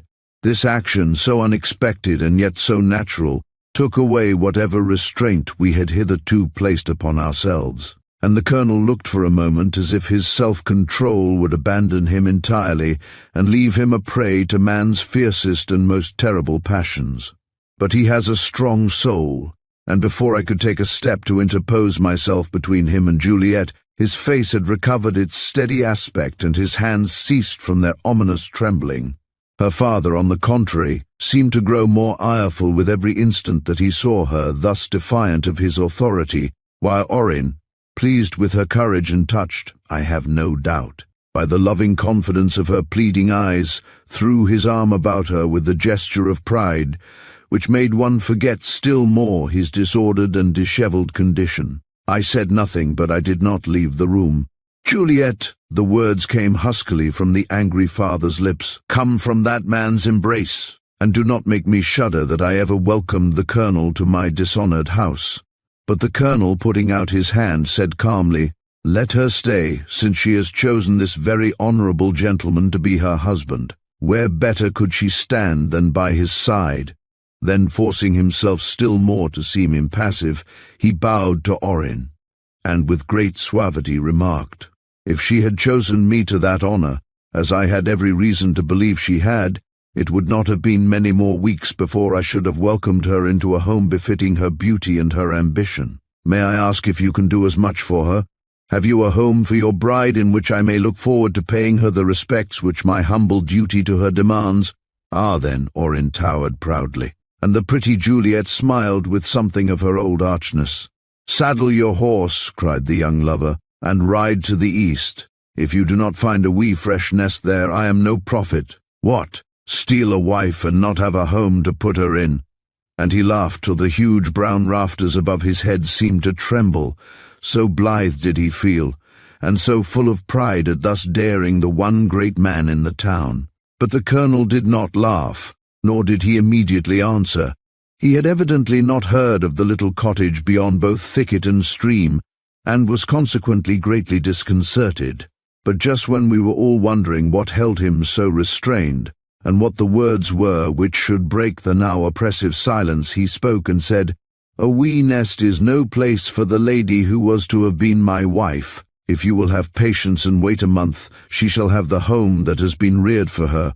The great stone house would not know any other mistress, and therefore it shall be hers." "No, no," Orin began, aghast at such generosity. But the thoughtless Juliet, delighted at a prospect which promised her both splendor and love, uttered such a cry of joy that he stopped abashed and half angry, and turning upon her said, "Are you not satisfied with what I can give you, and must you take presents even from the man you have affected to despise?" But he is so good," babbled out the inconsiderate little thing, and I do like the great stone house, and we could be so happy in it, just like a king and queen if—" She had the grace to stop, perhaps because she saw nothing but rebuke in the faces around her. But the colonel, through whose voice ran in spite of himself an icy vein of sarcasm, observed with another of his low bows, "You shall indeed be like king and queen there. If you do not believe me, come there with me a month hence, and I will show you what a disappointed man can do for the woman he has loved." And taking by the arm the old man, who with futile rage had tried more than once to break into this ominous conversation, he drew him persuasively to his side, and so by degrees from the room. "Oh," cried Juliet as the door closed behind them, "can he mean it? Can he mean it?" And Orin, a little awed, did not reply. But I saw by his face and bearing that whether the colonel meant it or not was little to him, that the cottage beyond the woods was the destined home of his bride, and that we must be prepared to lose her from our midst, perhaps before the month was over which the colonel had bidden them to wait. I do not know through whom Dame Gossip became acquainted with yesterday's events, but everywhere in town people are laying their heads together in wonder over the jilting of Colonel Schuyler and the unprecedented magnanimity which he has shown in giving his new house to the rebellious lovers. If I have been asked one question today, I've been asked 50, and Orin, who flies into a rage at the least intimation that he will accept the gift which has been made him, spends most of his time in asserting his independence, and the firm resolution which he has made to owe nothing to the generosity of the man he has treated with such unquestionable baseness. Juliet keeps very quiet, but from the glimpse I caught of her this afternoon at her casement, I judge that the turn of affairs has had a very enlivening effect upon her beauty. Her eyes fairly sparkled as she saw me, and with something like her old joyous abandonment of manner, she tore off a branch of the flowering almond at her window and tossed it with delicious laughter at my feet. Yet though I picked it up and carried it for a few steps beyond her gate, I soon dropped it over the wall, for her sparkle and her laughter hurt me, and I would rather have seen her less joyous and a little more sensible of the ruin she had wrought, for she has wrought ruin, as anyone can see who looks at the colonel long enough to note his eye. For though he holds himself erect and walks proudly through the town, there is that in his look which makes me tremble and hold my own weak complainings in check. He has been up to his house today, and when he came back there was not a blind from one end of the street to the other, but quivered when he went by. So curious are the women to see him who they cannot but feel has merited all the sympathy, if not the homage, of their sex. Ralph Earthstone tells me tonight that the workmen at the new house have been offered extra wages if they put the house into habitable condition by the end of the month. For all his secret satisfaction, Orin is very restless. He has tried to induce Juliet to marry him at once and go with him to the little cottage he has raised for her comfort. But she puts him off with excuses which, however, are so mingled with sweet coquetries and caresses that he cannot reproach her without seeming insensible to her affection. And it is not until he is away from the fascination of her presence, and amongst those who do not hesitate to say that he will yet see the advantage of putting his brilliant bird in a cage suitable to her plumage, that he remembers his manhood and chafes at his inability to assert it. I am sorry for him in a way, but not so deeply as I might be if he were more humble and more truly sensible of the mischief he has wrought. Orin will yet make himself debtor to the Colonel. Something has happened which proves that fate or man is working against him to this end, and that he must, from the very force of circumstances, finally succumb. I say man, but do I not mean woman? Ah, no, no, no. My pen ran away with me. My thoughts played me false. It could have been no woman, for if it was, then is Juliet a— Let me keep to facts. I have not self-control enough for speculation. Today the sun set red. As we had been having grey skies, and more or less rain for a fortnight, the brightness and vivid crimson in the west drew many people to their doors. I was amongst them, and as I stood looking intently at the sky that was now one blaze of glory from horizon to zenith, Orin stepped up behind me and said, "Do you want to take a ride tonight?" Seeing him look more restless and moody than ever, I answered yes, and accordingly about 8 that night he rode up to my door, and we started forth. I thought he would turn in the direction of the stone house, for one night, when I had allowed myself to go there in my curiosity at its progress, I had detected him crouching in one of the thickest shadows cast by the surrounding trees. But if any such idea had been in his mind, it soon vanished, for almost the instant I was in the saddle, he wheeled himself about and led the way eastward. Whipping and spurring his horse as if it were a devil's ride, he contemplated, and not that easy, restful canter under the rising moon demanded by our excited spirits and the calm, exquisite beauty of the summer night. "Are you not coming?" was shouted back to me, as the distance increased between us. My answer was to spur my own horse, and as we rode once more side by side, I could not but note what a wild sort of beauty there was in him, as he thus gave himself up to the force of his feelings and the restless energy of this harum-scarum ride. Very different, thought I, would the Colonel look on a horse at this hour of night, and wondered if Juliet could see him thus she would any longer wound him by her hesitations. After having driven him by her coquetries to expect full and absolute surrender on her part, did he guess my thoughts, or was his mind busy with the same, that he suddenly cried in harsh but thrilling tones, "If I had her where she ought to be, here behind me on this horse, I would ride to destruction before I would take her back again to the town and the temptations which beset her, while she can hear the sound of hammer upon stone, and you would be right," I was about to say in some bitterness, I own, when the full realization of the road we were upon stopped me, and I observed instead, "You would take her yonder where you hope to see her happy, though no other woman lives within a half-mile of the place." "No man, you should say," quoth Orin bitterly, lashing his horse till it shot far ahead of me, so that some few minutes passed before we were near enough together for him to speak again. Then he said, "She loads me with promises and swears that she loves me more than all the world. If half of this is true, she ought to be happy with me in a hovel, while I have a dainty cottage for her dwelling, where the vines will soon grow and the birds sing. You have not seen it since it has been finished. You shall see it tonight." I choked as I tried to answer, and wondered if he had any idea of what I had to contend with in these rides I seemed forced to take without any benefit to myself. If he had, he was merciless, for once launched into talk he kept on till I was almost wild with hateful sympathy and jealous chagrin. Suddenly he paused. The forest we had been threading had for the last few minutes been growing thinner, and as the quick cessation in his speech caused me to look up, I saw, or thought I saw, a faint glow shining through the branches before me, which could not have come from the reflection made by the setting sun, as that had long ago sunk into darkness. Orin, who, as he had ceased speaking, had suddenly reined in his panting horse, now gave a shout and shot forward, and I, hardly knowing what to fear or expect, followed him as fast as my evidently weary animal would carry me. And thus, bounding along with but a few paces between us, we cleared the woods and came out into the open fields beyond. As we did so, a cry went up from Orin, faintly echoed by my own lips. It was a fire that we saw, and the flames, which had now got furious headway, rose up like pillars to the sky, illuminating all the country round, and showing me, both by their position and the glare of the stream beneath them, that it was Orin's house which was burning, and Orin's hopes which were being destroyed before our eyes.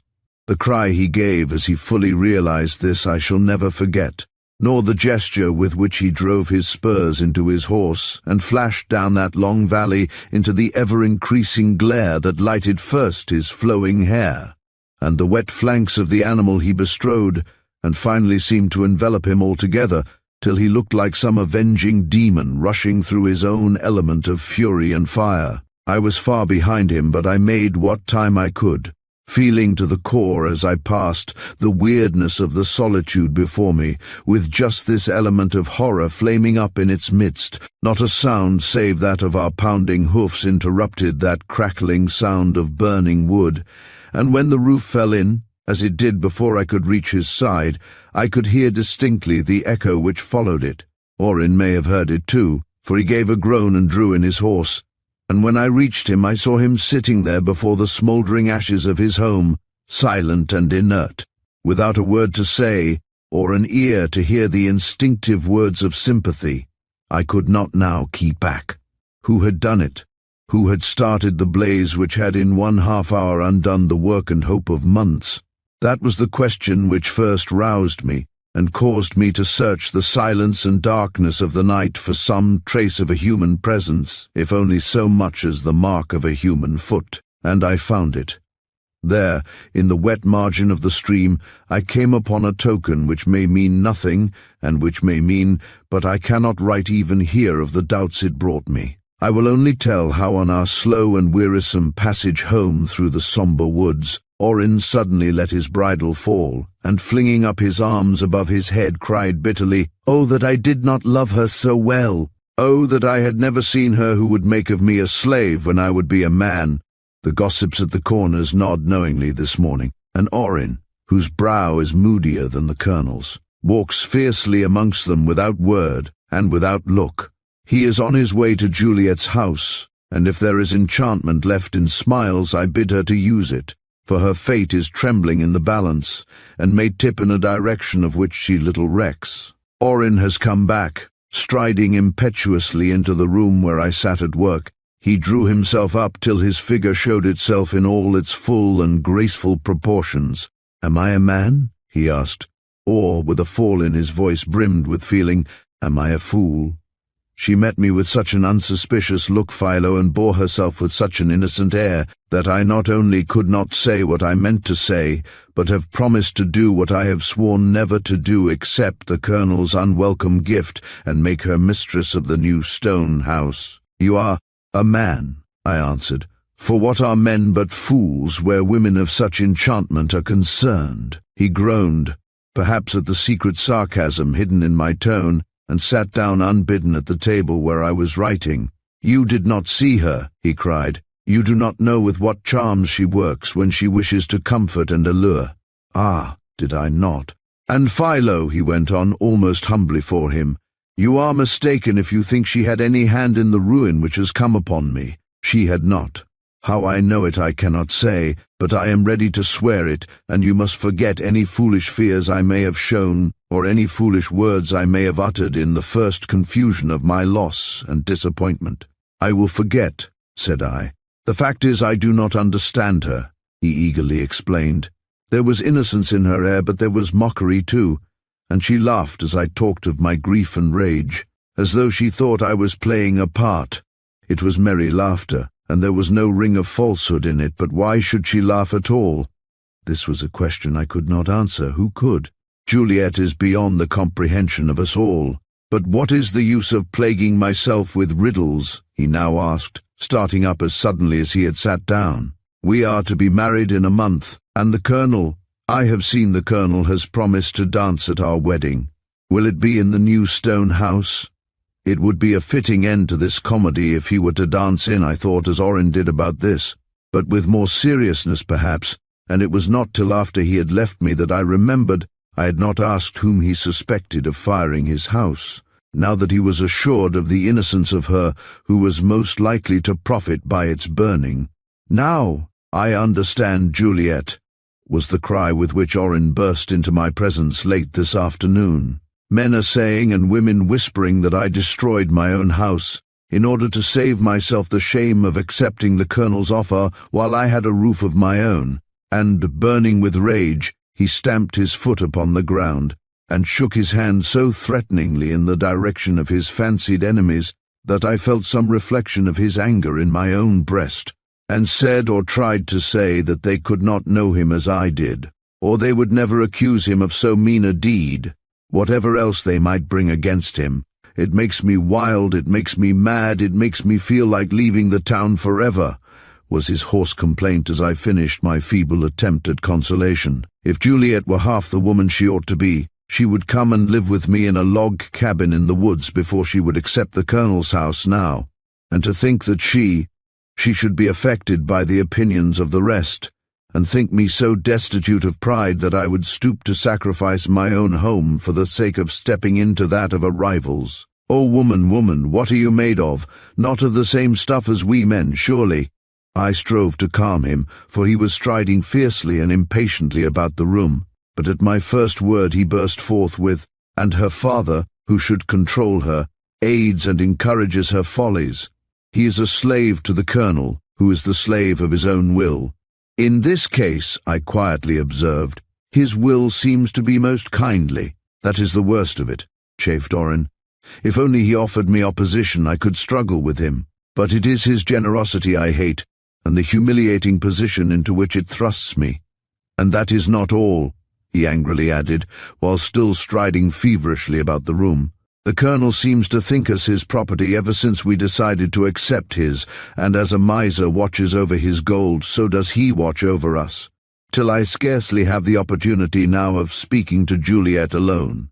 If I go to her house, there he is sitting like a black statue at the fireplace, and when I would protest and lead her into another room or into the garden, he rises and overwhelms me with such courtesies and subtle disquisitions that I am tripped up in my endeavours, and do not know how to leave or how to stay. I wish he would fall sick or his house tumble about his head. "Orrin, Orrin," I cried, but he interrupted my remonstrance with the words, "It is not decent. I am her affianced husband now, and he should leave us alone. Does he think I can ever forget that he used to court her once himself, and that the favours she now shows me were once given as freely, if not as honestly? To him? He knows I cannot forget, and he delights—" "There, Orrin," I broke in, "you do him wrong. The Colonel is above your comprehension as he is above mine, but there is nothing malevolent in him." "I don't know about that," rejoined his angry rival. "If he wanted to steal back my bride, he could take no surer course for doing it. Juliet, who is fickle as the wind, already looks from his face to mine as if she were contrasting us. And he is so damned handsome and suave and self-forgetting. And you, I could not help but say, are so fierce and sullen even in your love." "I know it," was his half-muttered retort, "but what can you expect? Do you think I will see him steal her heart away from before my eyes? It would be but a natural return on his part for your former courtesies," I could not forbear saying in my own secret chagrin and soreness of heart. "But he shall not do it," exclaimed Orrin, with a backward toss of his head and a sudden thump of his strong hand on the table before me. "I won her once against all odds, and I will keep her if I have to don the devil's smiles myself.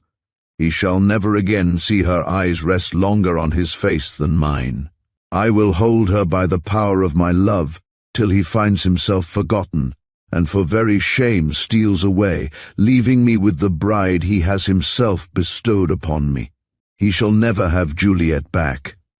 "I doubt if he wishes to," I quietly remarked, as Orin, weary with passion, ran from my presence. I do not know whether Orin succeeded or not in his attempts to shame the Colonel from intruding upon his interviews with Juliet. I am only sure that Orin's countenance smoothed itself after this day, and that I heard no more complaints of Juliet's wavering fidelity. I myself do not believe she has ever wavered, simply because she ought from every standpoint of good judgment and taste to have preferred the Colonel and clung to him. She will continue to cleave to Orin, and make him the idol of her wayward heart. But it is all a mystery to me, and one that does not make me very happy. I went up by myself to the new stone house today, and found that it only needs the finishing touches. 20 workmen or more were there, and the great front door had just been brought and was leaning against the walls preparatory to being hung. Being curious to see how they were progressing within, I climbed up to one of the windows and looked in, and not satisfied with what I could thus see, made my way into the house and up the main staircase, which I was surprised to see was nearly completed. The sound of the hammer and saw was all about me, and the calling of orders from above and below interfered much with any sentimental feelings I might have had, but I was not there to indulge in sentiment, and so I roamed on from room to room till I suddenly came upon a sight that drove every consideration of time and place from my mind, and made me for a moment forgetful of every other sentiment than admiration. This was nothing less than the glimpse which I obtained in passing one of the windows, of the Colonel himself down on his knees on the scaffolding aiding the workmen. So, he is not content with hurrying the work forward by his means and influence, but is lending the force of his example, and actually handling the plane, and saw in his anxiety not to disappoint Juliet in regard to the day she has fixed for her marriage.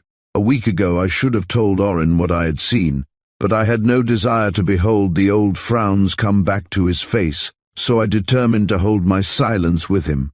But Juliet ought to know with what manner of heart she has been so recklessly playing, so after stealing down the stairs I felt I should never have mounted.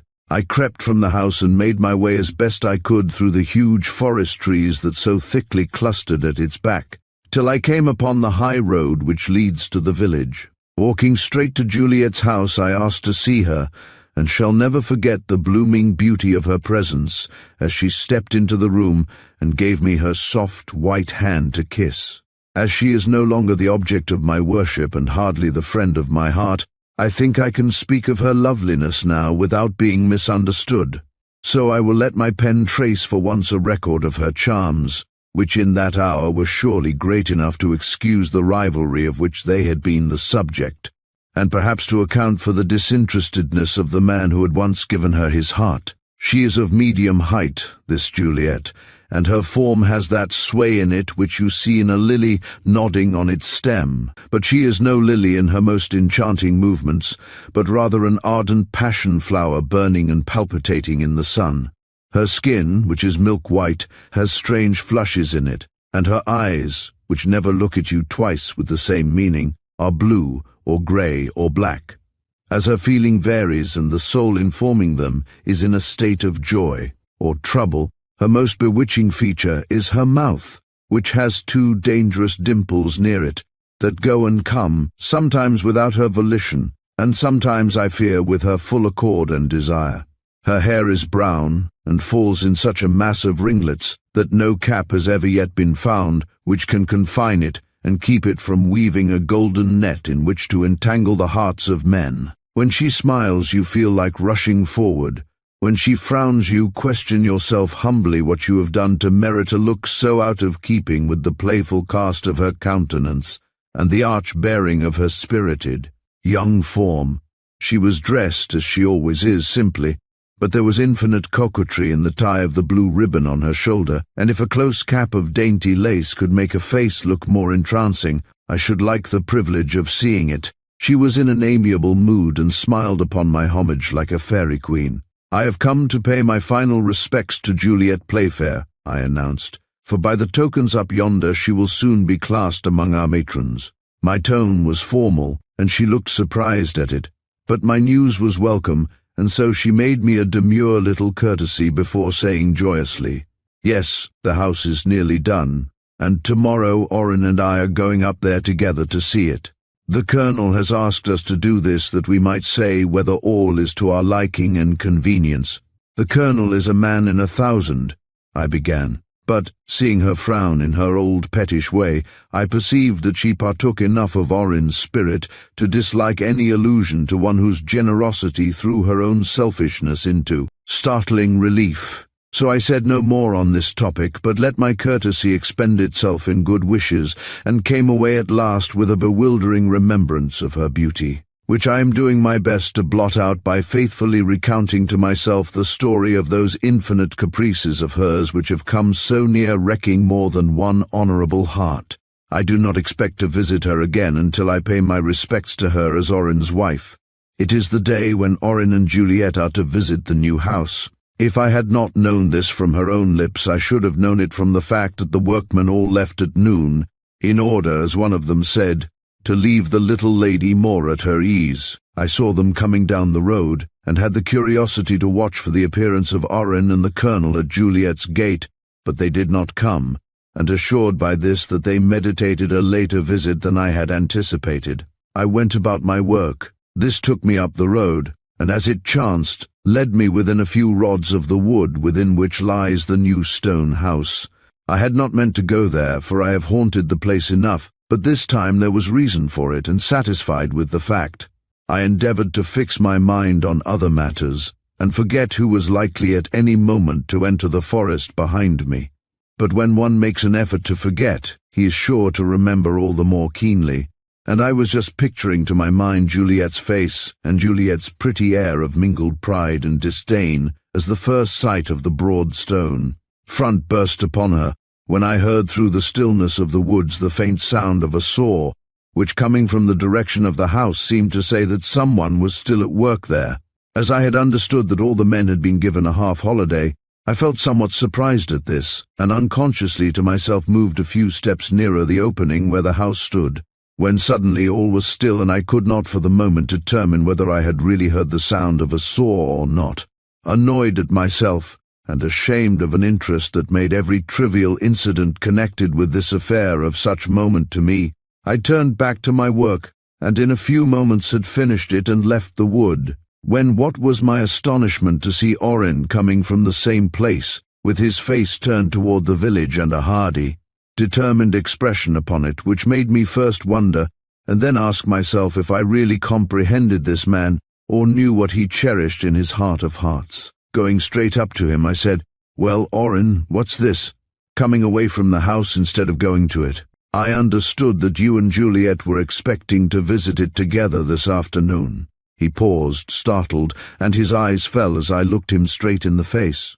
"We are going to visit it," he admitted, "but I thought it would be wiser for me to inspect the place first and see if all was right. An unfinished building has so many traps in it, you know."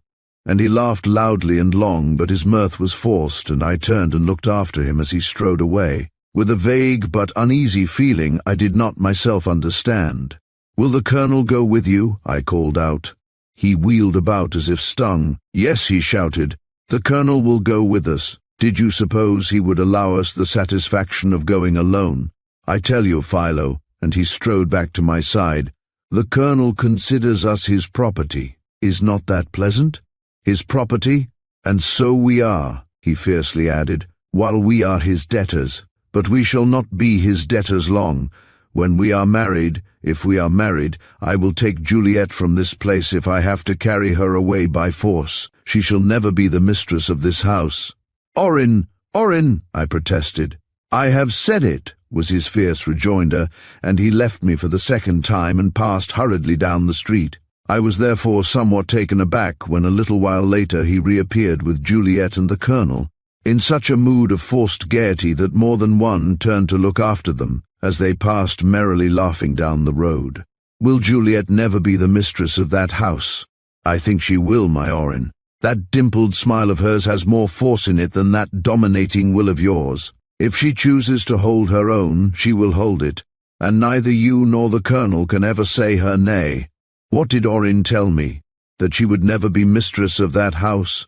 Orin was right, she never will, but who could have thought of a tragedy like this? Not I, not I." and if Orin did and planned it.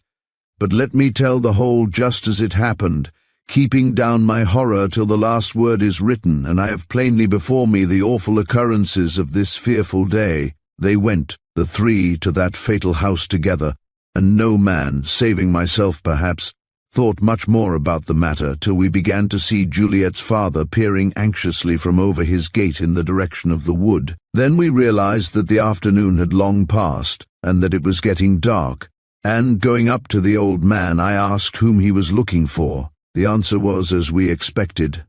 "I am looking for Juliet. The colonel took her and Orin up to their new house, but they do not come back. I had a dreadful dream last night, and it frightens me. Why don't they come? It must be dark enough in the wood." "They will come soon," I assured him, and moved off, for I do not like Juliet's father. But when I passed by there again a half-hour later, and found the old man still standing bareheaded and with craning neck at his post, I became very uneasy myself, and proposed to 2 or 3 neighbors, whom I found standing about, that we should go toward the woods and see if all were well. They agreed, being affected, doubtless, like myself, by the old man's fears, and as we proceeded down the street, others joined us till we amounted in number to a half-dozen or more. Yet, though the occasion seemed a strange one, we were not really alarmed till we found ourselves at the woods and realized how dark they were and how still. Then I began to feel an oppression at my heart, and trod with careful and hesitating steps till we came into the open space in which the house stands. Here it was lighter, but oh, how still! I shall never forget how still, when suddenly a shrill cry broke from one amongst us, and I saw Ralph Erfistone pointing with finger frozen in horror at something which lay in ghastly outline upon the broad stone which leads up to the gap of the great front door. What was it? We dared not approach to see, yet we dared not linger quiescent. One by one we started forward, till finally we all stood in a horrified circle about the thing that looked like a shadow, and yet was not a shadow, but some horrible nightmare that made us gasp and shudder till the moon came suddenly out, and we saw that what we feared and shrank from were the bodies of Juliet and Orin, he lying with face upturned and arms thrown out, and she with her head pillowed on his breast as if cast there in her last faint moment of consciousness. They were both dead, having fallen through the planks of the scaffolding, as was shown by the fatal gap open to the moonlight above our heads. Dead, dead!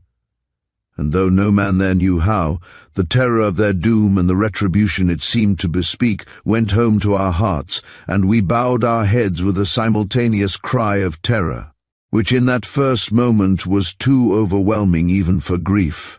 The colonel was nowhere to be seen, and after the first few minutes of benumbing horror, we tried to call aloud his name.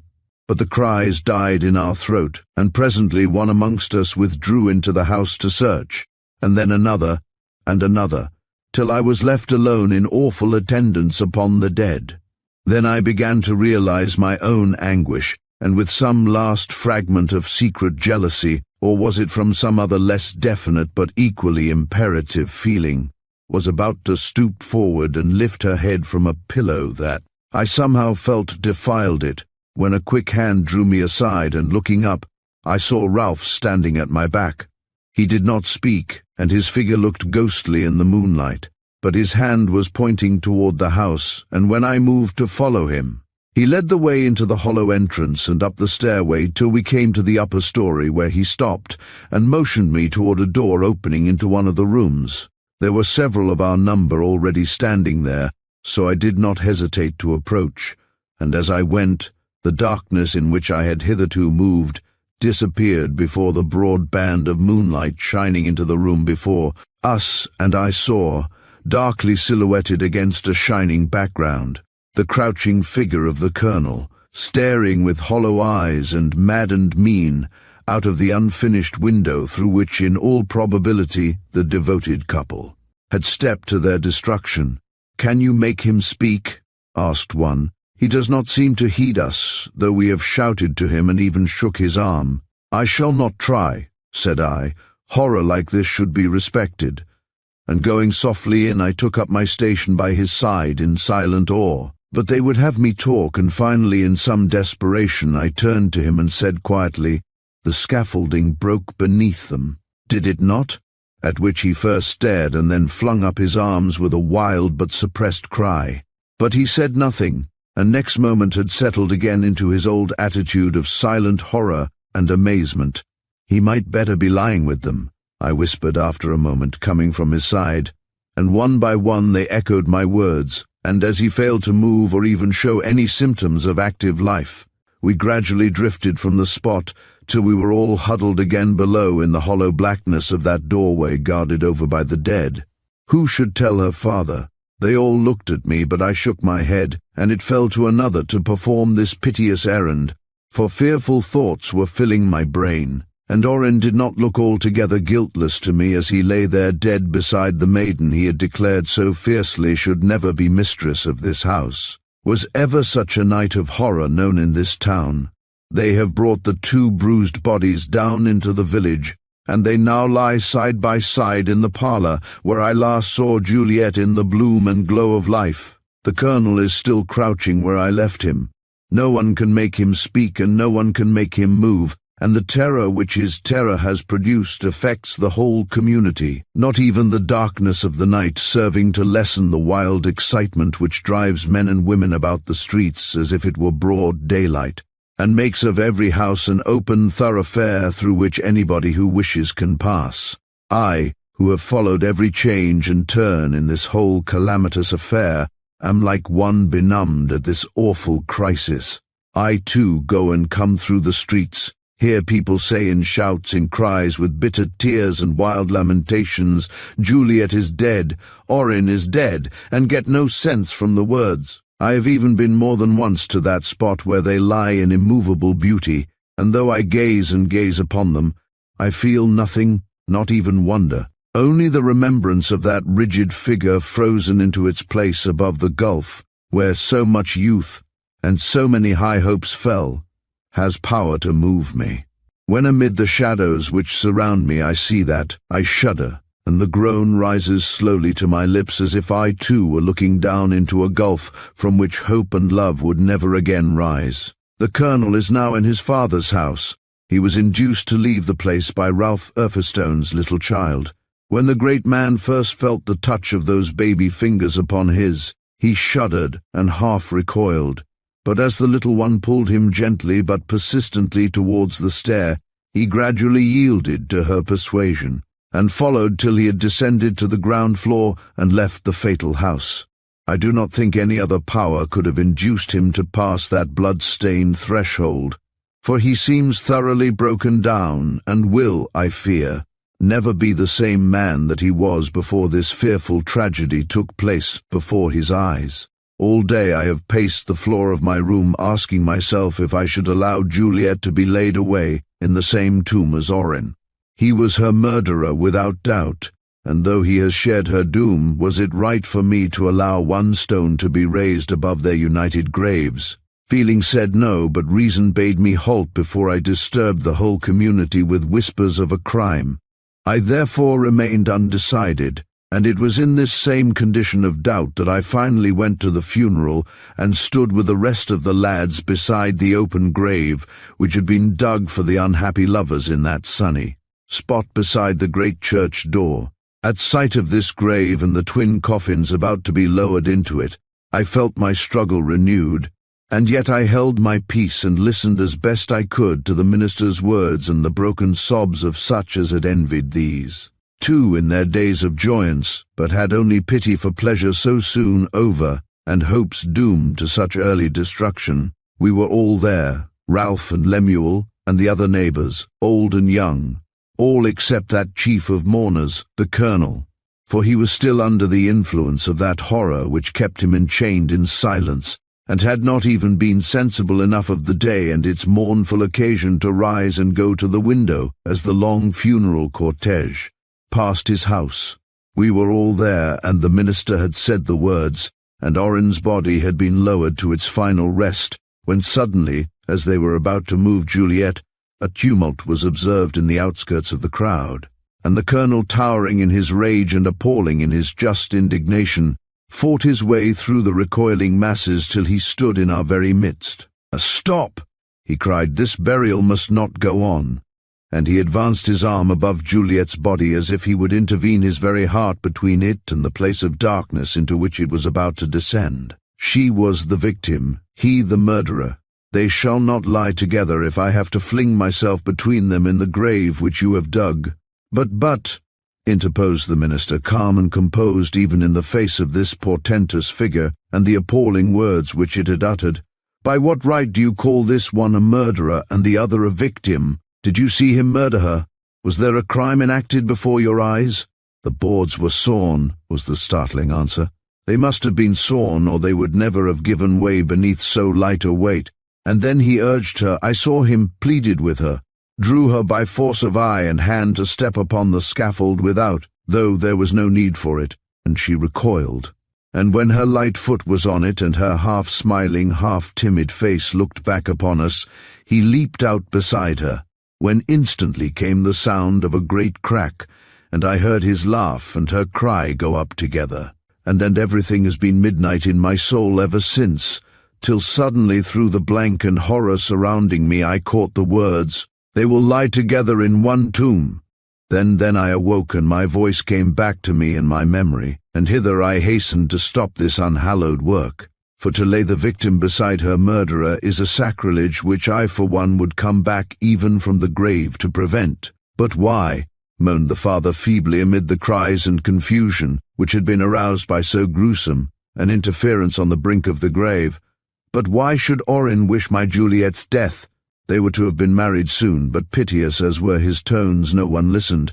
For just then a lad who had been hiding behind the throng stepped out before us, showing a face so white and a manner so perturbed that we all saw that he had something to say of importance in this matter. The boards have been sawn, he said. I wanted to know, and I climbed up to see. At which words the whole crowd moved and swayed, and a dozen hands stooped to lift the body of Juliet and carry it away from that accursed spot. But the minister is a just man and cautious, and he lifted up his arms in such protest that they paused. Who knows, he suggested, that it was Orin's hand which handled the saw. And then I perceived that it was time for me to speak. So I raised my voice and told my story, and as I told it the wonder grew on every face, and the head of each man slowly drooped till we all stood with downcast eyes. For crime had never before been amongst us, or soiled the honor of our goodly town. Only the colonel still stood erect, and as the vision of his outstretched arm and flaming eyes burned deeper and deeper into my consciousness, I stammered in my speech and then sobbed, and was the first to lift the silent form of the beauteous dead and bear it away from the spot denounced by one who had done so much for her happiness and had met with such a bitter and heart-breaking reward. And where did we finally lay her? In that spot, why does my blood run chill while I write it, where she stood when she took that oath to the colonel whose breaking caused her death. A few words more and this record must be closed forever. That night, when all was again quiet in the village and the mourners no longer went about the streets, Lemuel, Ralph, and I went for a final visit to the new stone house. It showed no change, that house, and save for the broken scaffolding above, gave no token of its having been the scene of such a woeful tragedy. But as we looked upon it from across its gruesome threshold, Lemuel said, "It is a goodly structure and nigh completed, but the hand that began it will never finish it, nor will man or woman ever sleep within its walls. The place is accursed, and will stand accursed till it is consumed by God's lightning or falls piecemeal to the ground from natural decay. Though its stones are fresh, I see ruin already written upon its walls."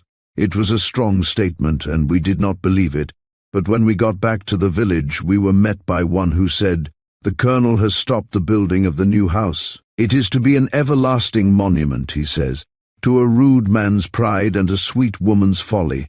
Will it be a monument that he will love to gaze upon? I wot not. Or any other man who remembers Juliet's loveliness and the charm it gave to our village life for one short year. What was it that I said about this record being at an end? Some records do not come to an end, and though 20 years have passed since I wrote the above, I have caused this day to take these faded leaves from their place and add a few lines to the story of the colonel's new house. It is an old house now, old and desolate. As Lemuel said, he is one of our first men. It is accursed, and no one has ever felt brave enough or reckless enough to care to cross again its ghostly threshold. Though I never heard anyone say it is haunted, there are haunting memories enough surrounding it for one to feel a ghastly recoil from invading precincts defiled by such a crime. So the kindly forest has taken it into its protection, and nature, whoever acts the generous part, has tried to throw the mantle of her foliage over the decaying roof and about the lonesome walls, accepting what man forsakes and so fulfilling her motherhood. I'm still a resident in the town, and I have a family now that has outgrown the little cottage which the apple tree once guarded. But it is not to tell of them or of myself that I have taken these pages from their safe retreat today, but to speak of the sight which I saw this morning when I passed through the churchyard, as I often do, to pluck a rose from the bush which we lads planted on Juliet's grave 20 years ago. They always seem sweeter to me than other roses, and I take a superstitious delight in them, in which my wife, strange to say, does not participate. But that is neither here nor there. The sight which I thought worth recording was this.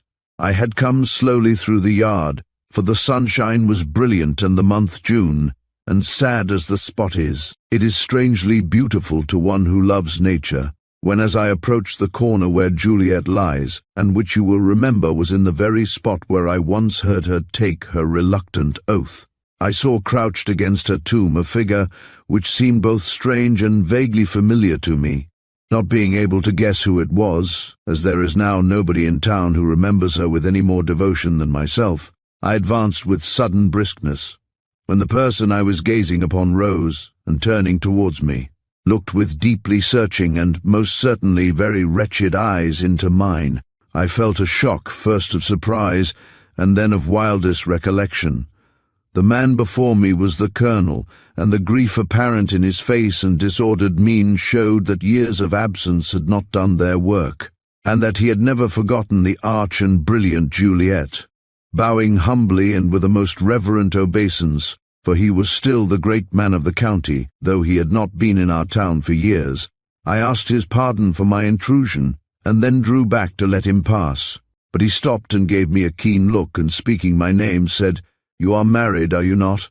And when I bowed the meek acquiescence which the subject seemed to demand, he sighed, as I thought somewhat bitterly, and shrugging his shoulders, went thoughtfully by, and left me standing on the green sward alone. But when he had reached the gate he turned again, and without raising his voice, though the distance between us was considerable, remarked, "I have come back to spend my remaining days in the village of my birth. If you care to talk of old times, come to the house at sunset. You will find me sitting on the porch." Gratified more than I ever expected to be by a word from him, I bowed my thanks and promised most heartily to come. And that was the end of our first interview. It has left me with very lively sensations. Will they be increased or diminished by the talk he has promised me? I had a pleasant hour with the colonel, but we did not talk of her. Had I expected to? I judge so by the faint but positive disappointment which I feel. I have been again to the colonel's, but this time I did not find him in. "He is much out evenings," explained the woman who keeps house for him, "and you will have to come early to see him at his own hearth. What is there about the colonel that daunts me? He seems friendly, welcomes my company, and often hands me the hospitable glass. But I am never easy in his presence, though the distance between us is not so great as it was in our young days. Now that I have advanced in worldly prosperity and he has stood still, is it that his intellect cows me, or do I feel too much the secret melancholy which breathes through all his actions and frequently cuts short his words? I cannot answer. I am daunted by him, and I am fascinated, and after leaving him think only of the time when I shall see him again. The children, who have grown up since the colonel has been gone, seem very shy of him. I have noted them more than once shrink away from his path, huddling and whispering in a corner, and quite forgetting to play as long as his shadow fell across the green or the sound of his feet could be heard on the turf. I think they fear his melancholy, not understanding it, or perhaps some hint of his sorrows has been given them, and it is awe they feel rather than fear. However that may be, no child ever takes his hand or prattles to him of its little joys or griefs, and this in itself makes him look solitary, for we are much given in this town to merry-making with our little ones, and it is a common sight to see old and young together on the green, making sport with ball or battledore. And it is not the children only who hold him in high but distant respect. The best men here are contented with a courteous bow from him, while the women matrons now, who once were blushing maidens, think they have shown him enough honor if they make him a deep curtsy and utter a mild, "Good morrow." The truth is, he invites nothing more. He talks to me because he must talk to someone, but our conversation is always of things outside of our village life, and never by any chance of the place or anyone in it. He lives at his father's house, now his, and has for his sole companion an old servant of the family, who was once his nurse, and who is, I believe, the only person in the world who is devotedly attached to him. Unless it is myself. Sometimes I think I love him, sometimes I think I do not. He fascinates me, and could make me do most anything he pleased, but have I a real affection for him? Almost, and this is something which I consider strange. Where does the Colonel go evenings? His old nurse has asked me, and I find I cannot answer. Not to the tavern, for I am often there, not to the houses of the neighbors, for none of them profess to know him. Where, then, is the curiosity of my youth coming back to me? It looks very much like it, Philo, very much like it. My daughter said to me today, "Father, do not go any more to the Colonel's." And when I asked her why, she answered that her lover— she has a lover. The minx had told her that the Colonel held secret talks with the witches, and though I laughed at this, it has set me thinking. He goes to the forest at night and roams for hours among its shadows. Is this a healthy occupation for a man, especially a man with a history? I shall go early to the Schuyler homestead tonight and stay late, for these midnight communings with nature may be the source of the hideous gloom which I have observed of late is growing upon his spirits. No other duty seems to me now greater than this, to win him back to a healthy realization of life, and the need there is of looking cheerfully upon such blessings as are left to our lot. I went to the Colonel's at early candlelight, and I stayed till 10, a late hour for me, and as I hoped for him. When I left, I caught a sight of old Hannah standing in a distant hallway, and I thought she looked grateful. At all events, she came forward very quickly after my departure, for I heard the key turn in the lock of the great front door before I had passed out of the gate. Why did I not go home? I had meant to, and there was every reason why I should. But I had no sooner felt the turf under my feet and seen the stars over my head than I began to wander in the very opposite direction, and that without any very definite plan or purpose. I think I was troubled, and if not troubled, restless, and yet movement did not seem to help me, for I grew more uneasy with every step I took, and began to look towards the woods, to which I was half unconsciously tending, as if there I should find relief, just as the Colonel, perhaps, was in the habit of doing. Was it a mere foolish freak which had assailed me, or was I under some uncanny influence, caught from the place where I had been visiting? I was yet asking myself this, when I heard distinctly through the silence of the night the sound of a footstep behind me, and astonished that anyone else should have been beguiled at this hour into a walk so dreary, I slipped into the shadow of a tree that stood at the wayside, and waited till the slowly advancing figure should pass and leave me free to pursue my way, or to go back unnoticed and undisturbed. I had not long to wait. In a moment a weirdly muffled form appeared abreast of me, and it was with difficulty I suppressed a cry, for it was the Colonel I saw, escaped doubtless from his old nurse's surveillance, and as he passed he groaned, and the sad sound coming through the night at a time when my own spirits were in no comfortable mood, affected me with almost a superstitious power, so that I trembled where I stood and knew not whether to follow him or go back and seek the cheer of my own hearth. But I decided in another moment to follow him, and when he had withdrawn far enough up the road not to hear the sound of my footfalls, I stepped out from my retreat and went with him into the woods. I have been, as you know, a midnight wanderer in that same place many a time in my life, but never did I leave the fields and meadows with such a foreboding dread, or step into the clustering shadows of the forest with such a shrinking and awe-struck heart. Yet I went on without a pause or an instant of hesitation, for I knew now where he was going, and if he were going to the old stone house I was determined to be his companion, or at least his watcher, for I knew now that I loved him and could never see him come to ill. There was no moon at this time, but the sound of his steps guided me, and when I had come into the open place where the stars shone I saw by the movement, which took place in the shadows lying around the open door of the old house, that he was near the fatal threshold and would in another moment be across it and within those mouldy halls. That I was right another instant proved, for suddenly through the great hollow of the open portal a mild gleam broke, and I saw he had lighted a lantern and was moving about within the empty rooms. Softly as man could go, I followed him.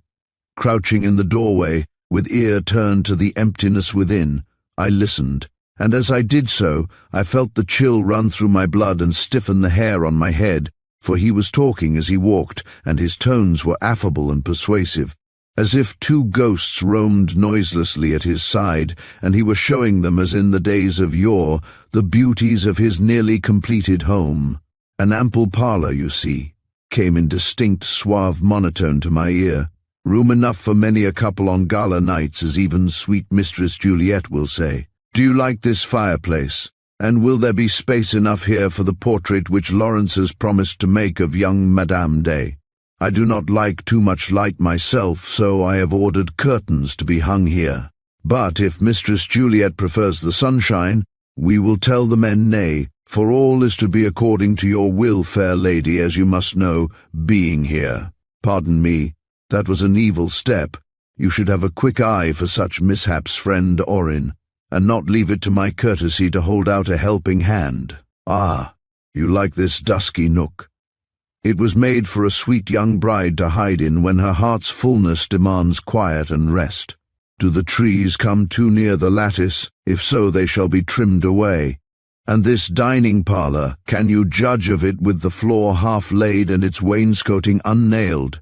I trow not, but you can trust me, pretty Juliet, you can trust me, and Orin too need not speak, for me to know just how to finish this study for him. Upstairs. You do not wish to go upstairs. Ah, then, you miss the very cream of the house. I have worked with my own hand upon the rooms upstairs, and there is a little Cupid wrought into the woodwork of a certain door, which I greatly wish you to pass an opinion upon. I think the wings lack airiness, but the workmen swear it is, as if he would fly from the door at a whisper. Come, Mistress Juliet, come, friend Orin, if I lead the way you need not hesitate. Come, come. Was he alone? Were those eager steps of his unaccompanied? And should I not behold, if I looked within, the blooming face of Juliet and the frowning brows of Orin, crowding close behind him as he moved? The fancy invoked by his words was so vivid that for a moment I thought I should, and I never shall forget the thrill which seized me as I leaned forward and peered for 1 minute into the hall and saw there his solitary figure pausing on the lower step of the stairs, with that bend of the body which bespeaks an obeisance which is half homage and half an invitation. He was still talking, and as he went up, he looked back, smiling and gossiping over his shoulder in a smooth and courtly way which made it impossible for me to withdraw my fascinated eyes. No banisters, sweet Juliet. Not yet, but Orin will protect you from falling. No harm can come to you while he is at your side. Do you admire this sweep to the stairs? I saw a vision when I planned it, of a pretty woman coming down at the sound of her husband's step. The step has changed in sound to my imagination, but the pretty woman is prettier than ever, and will look her best as she comes down these stairs. Oh, that is a window ledge for flowers. A honeymoon is nothing without flowers, and you must have forget-me-nots and pansies here, till one cannot see from the window. You do not like such humble flowers? Fie! Mistress Juliet, it is hard to believe that even Orin doubts it, as I see by his chiding air. Here the gentle and bantering tones ceased, for he had reached the top of the stair. But in another moment I heard them again as he passed from room to room, pausing here and pausing there. till suddenly he gave a cheerful laugh, spoke her name in most inviting accents, and stepped into that room.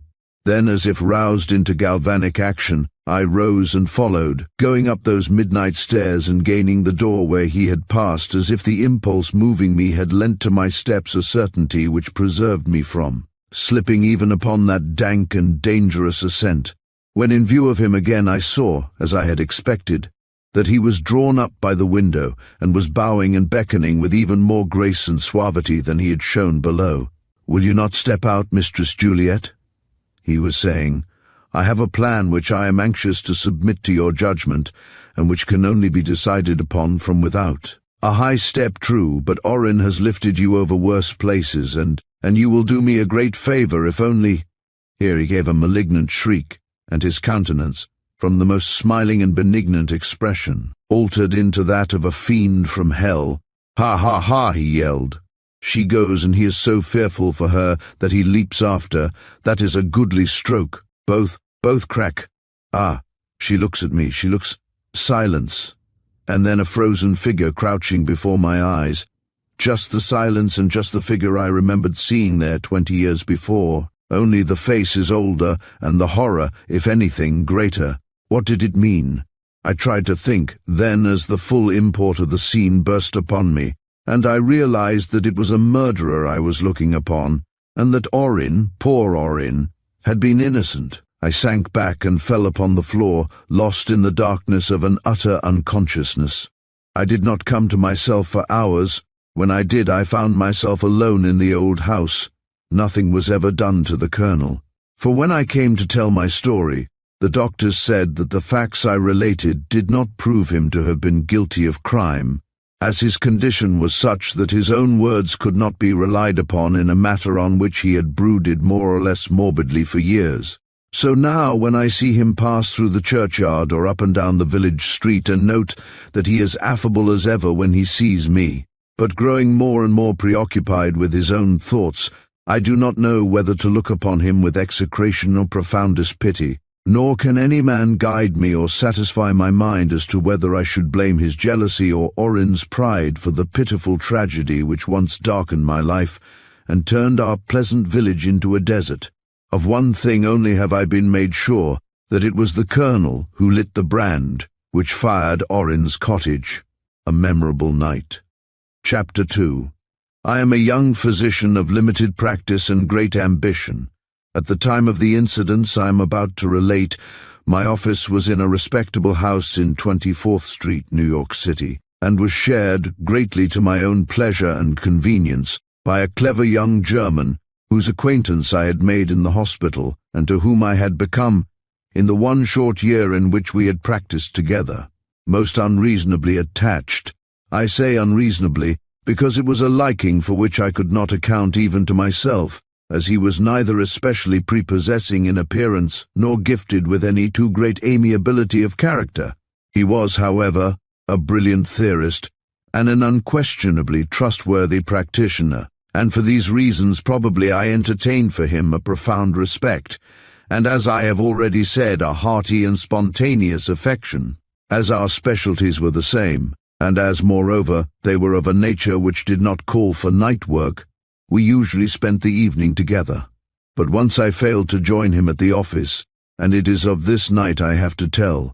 I had been over to Orange, for my heart was sore over the quarrel I had had with Dora, and I was resolved to make one final effort towards reconciliation. But alas for my hopes, she was not at home, and, what was worse, I soon learned that she was going to sail the next morning for Europe.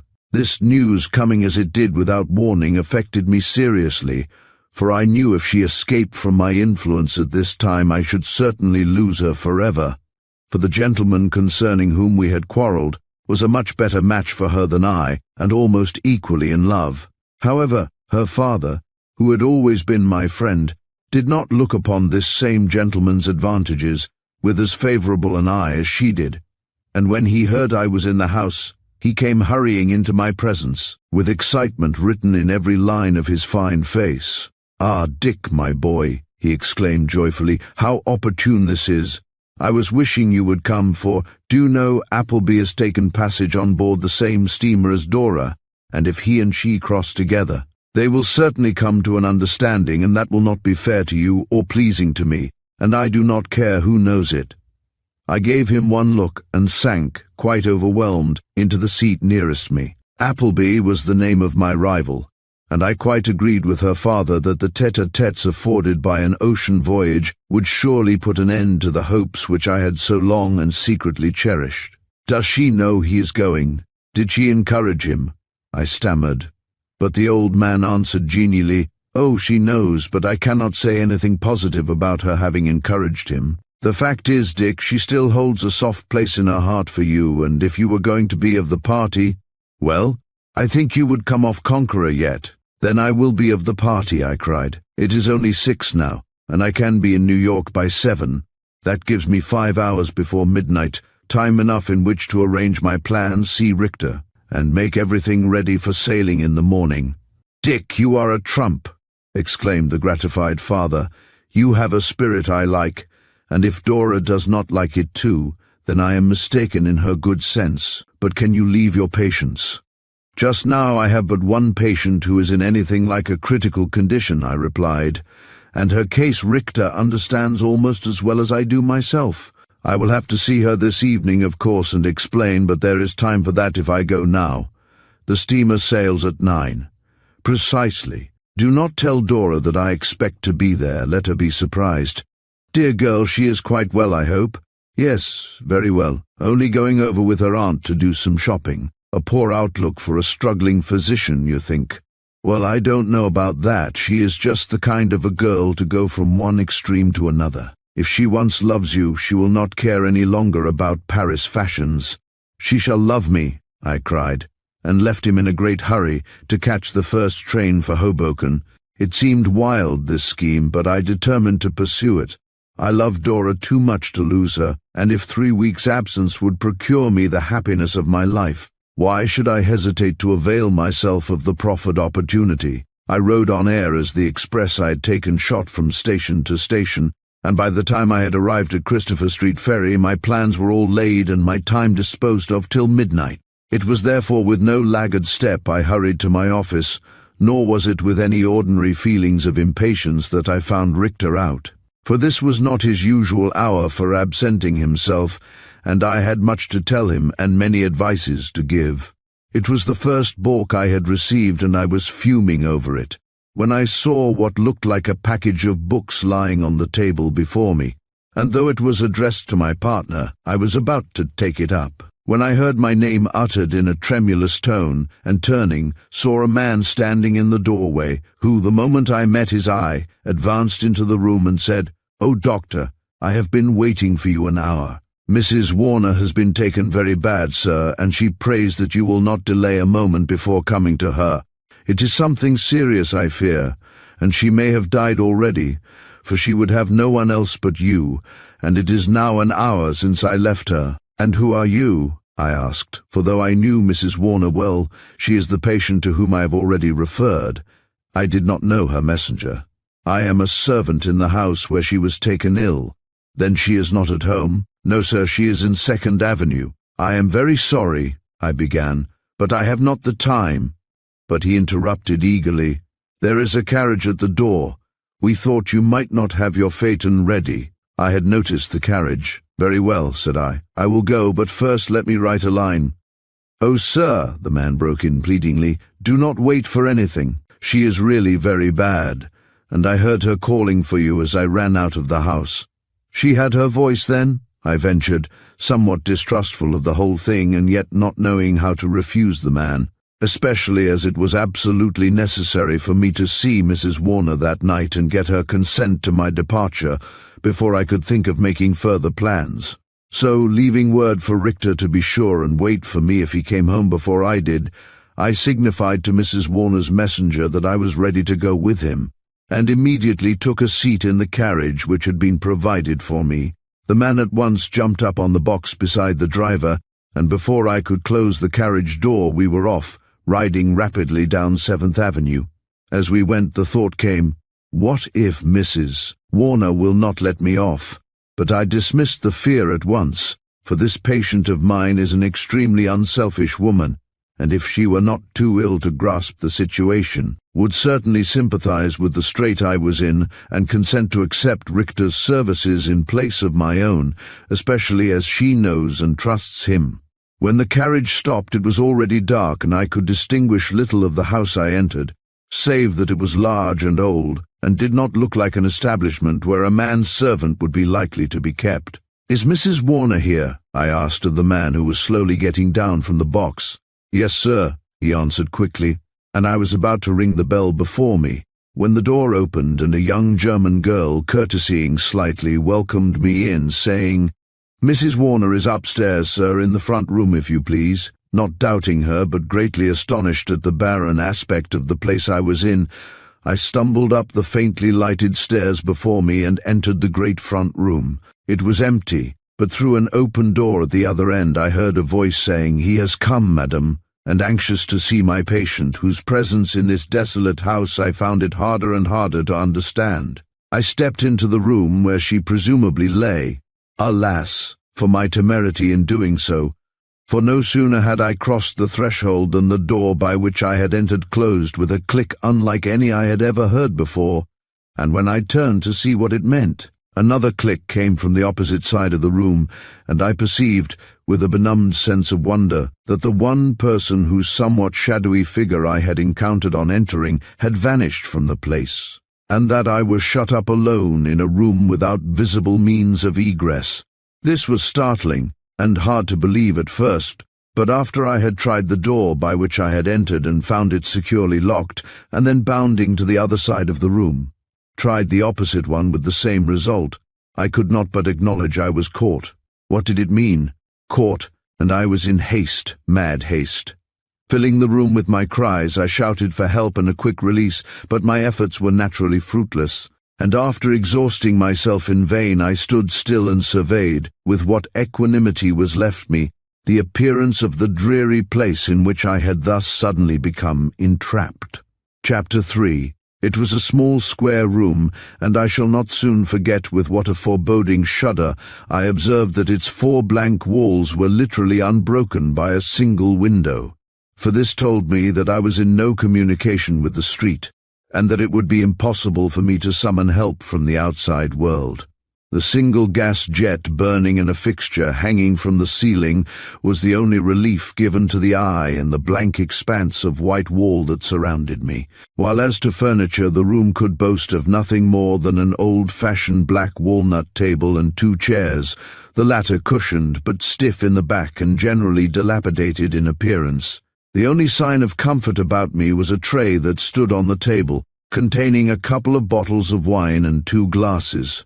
The bottles were full and the glasses clean, and to add to this appearance of hospitality, a box of cigars rested invitingly near, which I could not fail to perceive, even at the first glance, were of the very best brand. Astonished at these tokens of consideration for my welfare, and confounded by the prospect which they offered of a lengthy stay in this place, I gave another great shout, but to no better purpose than before. Not a voice answered, and not a stir was heard in the house, but there came from without the faint sound of suddenly moving wheels, as if the carriage which I had left standing before the door had slowly rolled away. If this were so, then was I indeed a prisoner, while the moments so necessary to my plans, and perhaps to the securing of my whole future happiness, were flying by like the wind. As I realized this, and my own utter helplessness, I fell into one of the chairs before me in a state of perfect despair. Not that any fears for my life were disturbing me, though one in my situation might well question if he would ever again breathe the open air from which he had been so ingeniously lured. I did not in that first moment of utter downheartedness so much as inquire the reason for the trick which had been played upon me. No, my heart was full of Dora, and I was asking myself if I were destined to lose her after all, and that through no lack of effort on my part. But just because a party of thieves or blackmailers had thought fit to play a game with my liberty, it could not be. There must be some mistake about it. It was some great joke, or I was the victim of a dream, or suffering from some hideous nightmare. Why, only a half-hour before I was in my own office, among my own familiar belongings, and now, but alas, it was no delusion. Only 4 blank whitewashed walls met my inquiring eyes, and though I knocked and knocked again upon the 2 doors which guarded me on either side, hollow echoes continued to be the only answer I received. Had the carriage then taken away the 2 persons I had seen in this house, and was I indeed alone in its great emptiness? The thought made me desperate, but notwithstanding this I was resolved to continue my efforts, for I might be mistaken. There might yet be some being left who would yield to my entreaties if they were backed by something substantial. Taking out my watch, I laid it on the table. It was just 7:15. Then I emptied my trousers pockets of whatever money they held, and when all was heaped up before me, I could count but $12, which, together with my studs and a seal ring which I wore, seemed a paltry pittance with which to barter for the liberty of which I had been robbed. But it was all I had with me, and I was willing to part with it at once if only someone would unlock the door and let me go. But how to make known my wishes, even if there was anyone to listen to them? I had already called in vain, and there was no bell. Yes, there was. Why had I not seen it before? There was a bell, and I sprang to ring it. But just as my hand fell on the cord, I heard a gentle voice behind my back saying in good English, but with a strong foreign accent, "Put up your money, Mr. Atwater. We do not want your money, only your society. Allow me to beg you to replace both watch and money." Wheeling about in my double surprise at the presence of this intruder and his unexpected acquaintance with my name, I encountered the smiling glance of a middle-aged man of genteel appearance and courteous manners. He was bowing almost to the ground, and was, as I instantly detected, of German birth and education, a gentleman, and not the blackleg I had every reason to expect to see. "You have made a slight mistake," he was saying. "It is your society, only your society, that we want." Astonished at his appearance, and exceedingly irritated by his words, I stepped back as he offered me my watch, and bluntly cried, "If it is my society only that you want, you have certainly taken very strange means to procure it. A thief could have set no neater trap, and if it is money you want, state your sum and let me go, for my time is valuable, and my society likely to be unpleasant." He gave a shrug with his shoulders that in no wise interfered with his set smile. "You choose to be facetious," he observed. "I have already remarked that we have no use for your money. Will you sit down? Here is some excellent wine, and if this brand of cigars does not suit you, I will send for another." "Send for the devil," I cried, greatly exasperated. "What do you mean by keeping me in this place against my will? Open that door and let me out, or—" I was ready to spring, and he saw it. Smiling more atrociously than ever, he slipped behind the table, and before I could reach him, had quietly drawn a pistol, which he cocked before my eyes. "You are excited," he remarked, with a suavity that nearly drove me mad. "Now excitement is no aid to good company, and I am determined that none but good company shall be in this room tonight. So if you will be kind enough to calm yourself, Mr. Atwater, you and I may yet enjoy ourselves, but if not—" The action he made was significant, and I felt the cold sweat break out on my forehead through all the heat of my indignation, but I did not mean to show him that he had intimidated me. "Excuse me," said I, "and put down your pistol. Though you are making me lose irredeemable time, I will try and control myself enough to give you an opportunity for explaining yourself. Why have you entrapped me into this place?" "I have already told you," said he, gently laying the pistol before him, but within easy reach of his hand. "But that is preposterous," I began, fast losing my self-control again. "You do not know me, and if you did, pardon me, you see I know your name." Yes, that was true, and the fact set me thinking. How did he know my name? I did not know him, nor did I know this house, or any reason for which I could have been beguiled into it. Was I the victim of a conspiracy, or was the man mad? Looking at him very earnestly, I declared, "My name is Atwater, and so far you are right. But in learning that much about me, you must also have learned that I am neither rich nor influential, nor of any special value to a blackmailer. Why choose me out then for your society? Why not choose someone who can talk? I find your conversation very interesting." Baffled, exasperated almost beyond the power to restrain myself, I shook my fist in his face. Notwithstanding, I saw his hand fly to his pistol. "Let me go," I shrieked. "Let me go out of this place. I have business, I tell you, important business which means everything to me, and which, if I do not attend to it tonight, will be lost to me forever. Let me go, and I will so far reward you that I will speak to no one of what has taken place here tonight, but go my ways, forgetful of you, forgetful of this house, forgetful of all connected with it." "You are very good," was his quiet reply, "but this wine has to be drunk." And he calmly poured out a glass while I drew back in despair. "You do not drink wine?" he queried, holding up the glass he had filled between himself and the light. "It is a pity, for it is of most rare vintage, but perhaps you smoke?" Sick and disgusted, I found a chair and sat down in it. If the man were crazy, there was certainly method in his madness. Besides, he had not a crazy eye. There was calm calculation in it, and not a little good nature. Did he simply want to detain me? And if so, did he have a motive it would pay me to fathom before I exerted myself further to ensure my release? Answering the wave he made me with his hand by reaching out for the bottle and filling myself a glass, I forced myself to speak more affably as I remarked, "If the wine must be drunk, we had better be about it, as you cannot mean to detain me more than an hour, whatever reason you may have for wishing my society." He looked at me inquiringly before answering, then tossing off his glass he remarked, "I am sorry, but in an hour a man can scarcely make the acquaintance of another man's exterior." "Then you mean, to know you thoroughly, if you will be so good, I may never have the opportunity again." He must be mad. Nothing else but mania could account for such words and such actions, and yet if mad, why was he allowed to enter my presence? The man who brought me here, the woman who received me at the door, had not been mad.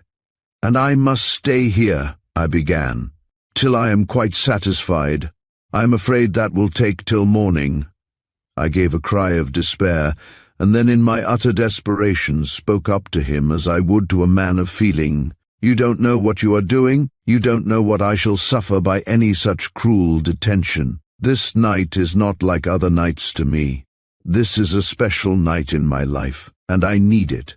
I need it, I tell you, to spend as I will. The woman I love, it seemed horrible to speak of her in this place, but I was wild at my helplessness, and madly hoped I might awake some answering chord in a breast which could not be void of all feeling, or he would not have that benevolent look in his eye.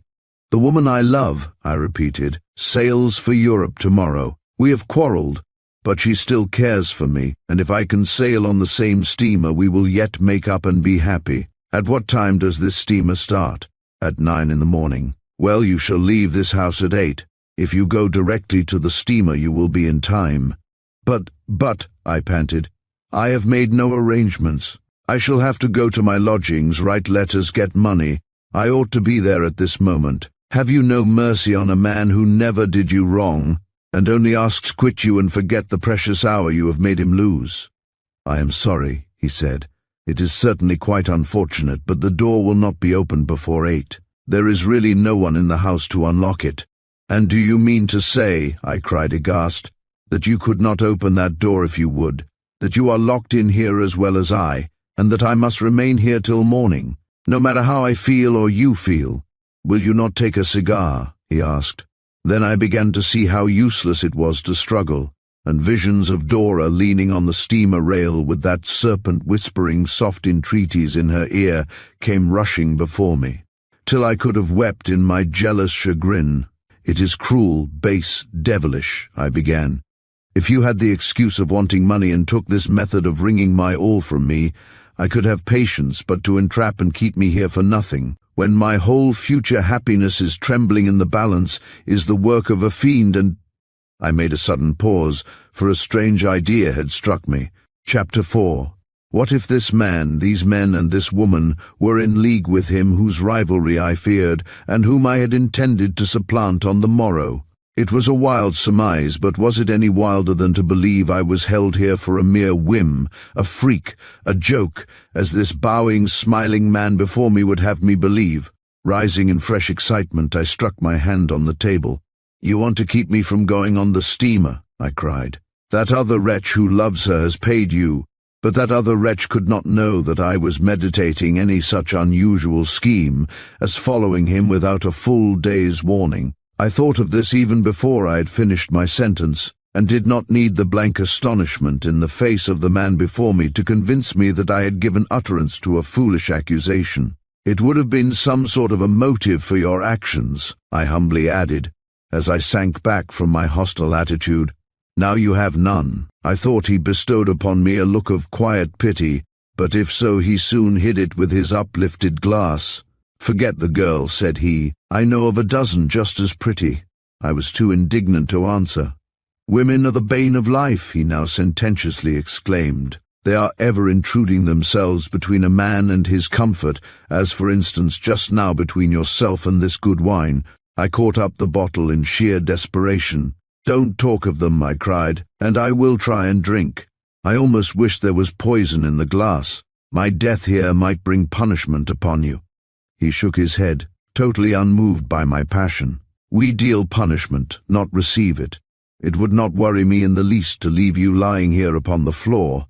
I did not believe this, but I did not stop to weigh the question then. I was too much struck by a word he had used. "Deal punishment?" I repeated. "Are you punishing me? Is that why I am here?" He laughed and held out his glass to mine. "You enjoy being sarcastic," he observed. "Well, it gives a spice to conversation, I own. Talk is apt to be dull without it." For reply, I struck the glass from his hand. It fell and shivered, and he looked for the moment really distressed.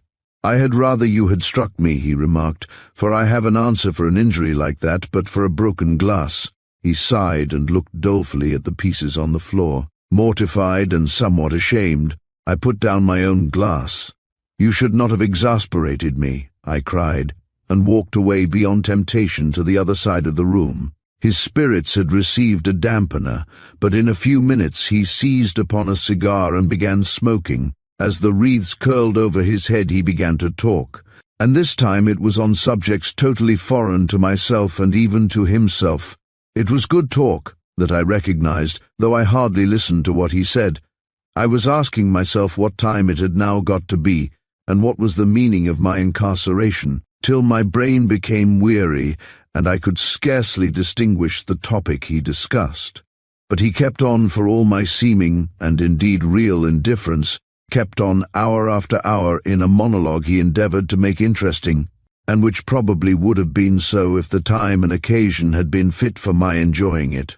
As it was, I had no ear for his choicest phrases, his subtlest criticisms, or his most philosophic disquisitions. I was wrapped up in self and my cruel disappointment, and when in a certain access of frenzy I leaped to my feet and took a look at the watch still lying on the table, and saw it was 4 o'clock in the morning, I gave a bound of final despair, and throwing myself on the floor, gave myself up to the heavy sleep that mercifully came to relieve me.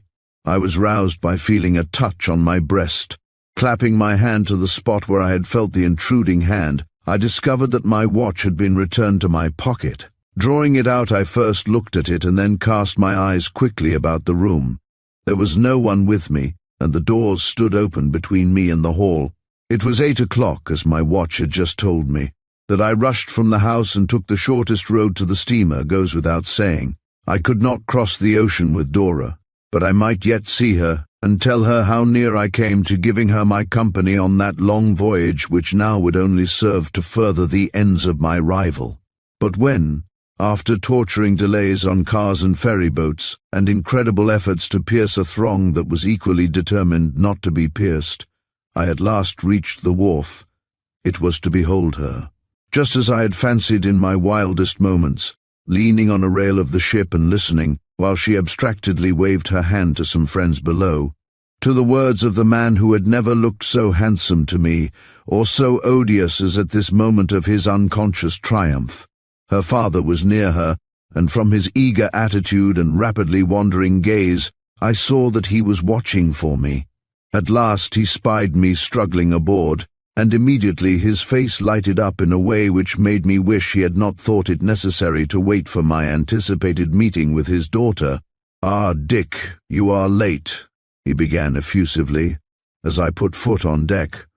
but I waved him back and went at once to Dora. "Forgive me, pardon me," I incoherently said, as her sweet eyes rose in startled pleasure to mine. "I would have brought you flowers, but I meant to sail with you, Dora. I tried to, but wretches, villains, prevented it, and— "Oh, it does not matter," she said, and then blushed, probably because the words sounded unkind. But she could not say what she meant, for just then the bell rang for all visitors to leave, and her father came forward, evidently thinking all was right between us, smiled benignantly in her face, gave her a kiss and me a wink, and disappeared in the crowd that was now rapidly going ashore.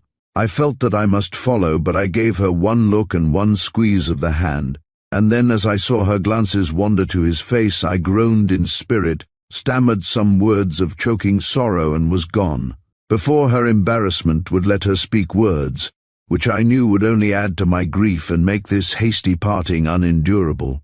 The look of amazement and chagrin with which her father met my reappearance on the dock can easily be imagined. "Why, Dick," he exclaimed, "aren't you going after all? I thought I could rely on you. Where's your pluck, lad?" Scared off by a frown? I wouldn't have believed it, Dick. What if she does frown today, she will smile tomorrow. I shook my head. I could not tell him just then that it was not through any lack of pluck on my part that I had failed him. When I left the dock, I went straight to a restaurant, for I was faint as well as miserable. But my cup of coffee choked me, and the rolls and eggs were more than I could face. Rising impatiently, I went out. Was anyone more wretched than I that morning, and could anyone nourish a more bitter grievance? As I strode towards my lodgings, I chewed the cud of my disappointment, till my wrongs loomed up like mountains, and I was seized by a spirit of revenge. Should I let such an interference as I had received go unpunished? No. If the wretch who had detained me was not used to punishment, he should receive a specimen of it now, and from a man who was no longer a prisoner, and who once aroused did not easily forego his purposes. Turning aside from my former destination, I went immediately to a police station, and when I had entered, my complaint was astonished to see that all the officials had grouped about me and were listening to my words with the most startled interest. "Was the man who came for you a German?" one asked. I said yes. "And the man who stood guardian over you and entertained you with wine and cigars, was not he a German too?" I nodded acquiescence, and they at once began to whisper together. Then one of them advanced to me and said, "You have not been home, I understand. You had better come." Astonished by his manner, I endeavored to inquire what he meant, but he drew me away, and not till we were within a stone's throw of my office did he say, "You must prepare yourself for a shock. The impertinences you suffered from last night were unpleasant, no doubt, but if you had been allowed to return home, you might not now be deploring them in comparative peace and safety." "What do you mean?" "That your partner was not as fortunate as yourself. Look up at the house. What do you see there?" A crowd was what I saw first, but he made me look higher, and then I perceived that the windows of our room, were shattered and blackened, and that part of the casement of one had been blown out. "A fire!" I shrieked. Poor Richter was smoking. No, he was not smoking. He had no time for a smoke. An infernal machine burst in that room last night, and your friend was its wretched victim. I never knew why my friend's life was made a sacrifice to the revenge of his fellow countrymen. Though we had been intimate in the year we had been together, he had never talked to me of his country, and I had never seen him in company with one of his own nation. But that he was the victim of some political revenge was apparent, for though it proved impossible to find the man who had detained me, the house was found and ransacked, and, amongst other secret things, was discovered the model of the machine which had been introduced into our room, and which had proved so fatal to the man it was addressed to. Why men who were so relentless in their purposes towards him should have taken such pains to keep me from sharing his fate is one of those anomalies in human nature which now and then awake our astonishment. If I had not lost Dora through my detention at their hands, I should look back upon that evening with sensations of thankfulness. As it is, I sometimes question if it would not have been better if they had let me take my chances. Have I lost Dora? From a letter I received today, I begin to think not. Chapter 5. The Black Cross. A black cross had been set against Judge Hawkins' name. Why? It is not for me to say. We were not accustomed to explain our motives or to give reasons for our deeds. The deeds were enough, and this black cross meant death, and when it had been shown us, all that we needed to know further was at what hour we should meet for the contemplated raid. A word from the captain settled that, and when the next Friday came, a dozen men met at the place of rendezvous, ready for the ride which should bring them to the judge's solitary mansion across the mountains. I was amongst them, and in as satisfactory a mood as I had ever been in my life, for the night was favourable, and the men hearty and in first-rate condition. But after we had started, and were threading a certain wood, I began to have doubts. Feelings I had never before experienced assailed me with a force that first perplexed, and then astounded me. I was afraid, and what rather heightened and diminished the unwonted sensation was the fact that I was not afraid of anything tangible, either in the present or future, but of something unexplainable and peculiar, which, if it lay in the skies, certainly made them look dark indeed, and if it hid in the forest, caused its faintest murmur to seem like the utterance of a great dread, as awful as it was inexplicable. I nevertheless proceeded, and should have done so if the great streaks of lightning which now and then shot zigzag through the sky had taken the shape of words and bid us all beware. I was not one to be daunted, and knew no other course than that of advance, when once a stroke of justice had been planned, and the direction for its fulfillment marked out. I went on, but I began to think, and that to me was an experience, for I had never been taught to reflect, only to fight and obey. The house towards which we were riding was built on a hillside, and the first thing we saw on emerging from the forest was a light burning in one of its distant windows. This was a surprise, for the hour was late, and in that part of the country people were accustomed to retire early, even such busy men as the judge. He must have a visitor, and a visitor meant a possible complication of affairs. So a halt was called, and I was singled out to reconnoitre the premises and bring back word of what we had a right to expect. I started off in a strange state of mind. The fear I had spoken of had left me, but a vague shadow remained, through which, as through a mist, I saw the light in that far-away window beckoning me on to what I felt was in some way to make an end of my present life. As I drew nearer to it, the feeling increased, then it too left me, and I found myself once more the daring avenger. This was when I came to the foot of the hill and discovered I had but a few steps more to take. The house, which had now become plainly visible, was a solid one of stone, built, as I have said, on the hillside. It faced the road, as was shown by the large portico, dimly to be discerned in that direction, but its rooms were mainly on the side, and it was from one of these that the light shone. As I came yet nearer, I perceived that these rooms were guarded by a piazza, which, communicating with the portico in front, afforded an open road to that window and a clear sight of what lay behind it. I was instantly off my horse and upon the piazza, and before I had had time to realize that my fears had returned to me with double force, I had crept with stealthy steps towards that uncurtained window and looked in. What did I see? At first nothing but a calm, studious figure, bending above a batch of closely written papers, upon which the light shone too brightly for me to perceive much of what lay beyond them. But gradually an influence, of whose workings I was scarcely conscious, drew my eyes away, and I began to discover on every side strange and beautiful objects which greatly interested me, until suddenly my eyes fell upon a vision of loveliness so enchanting that I forgot to look elsewhere, and became for the moment nothing but sight and feeling.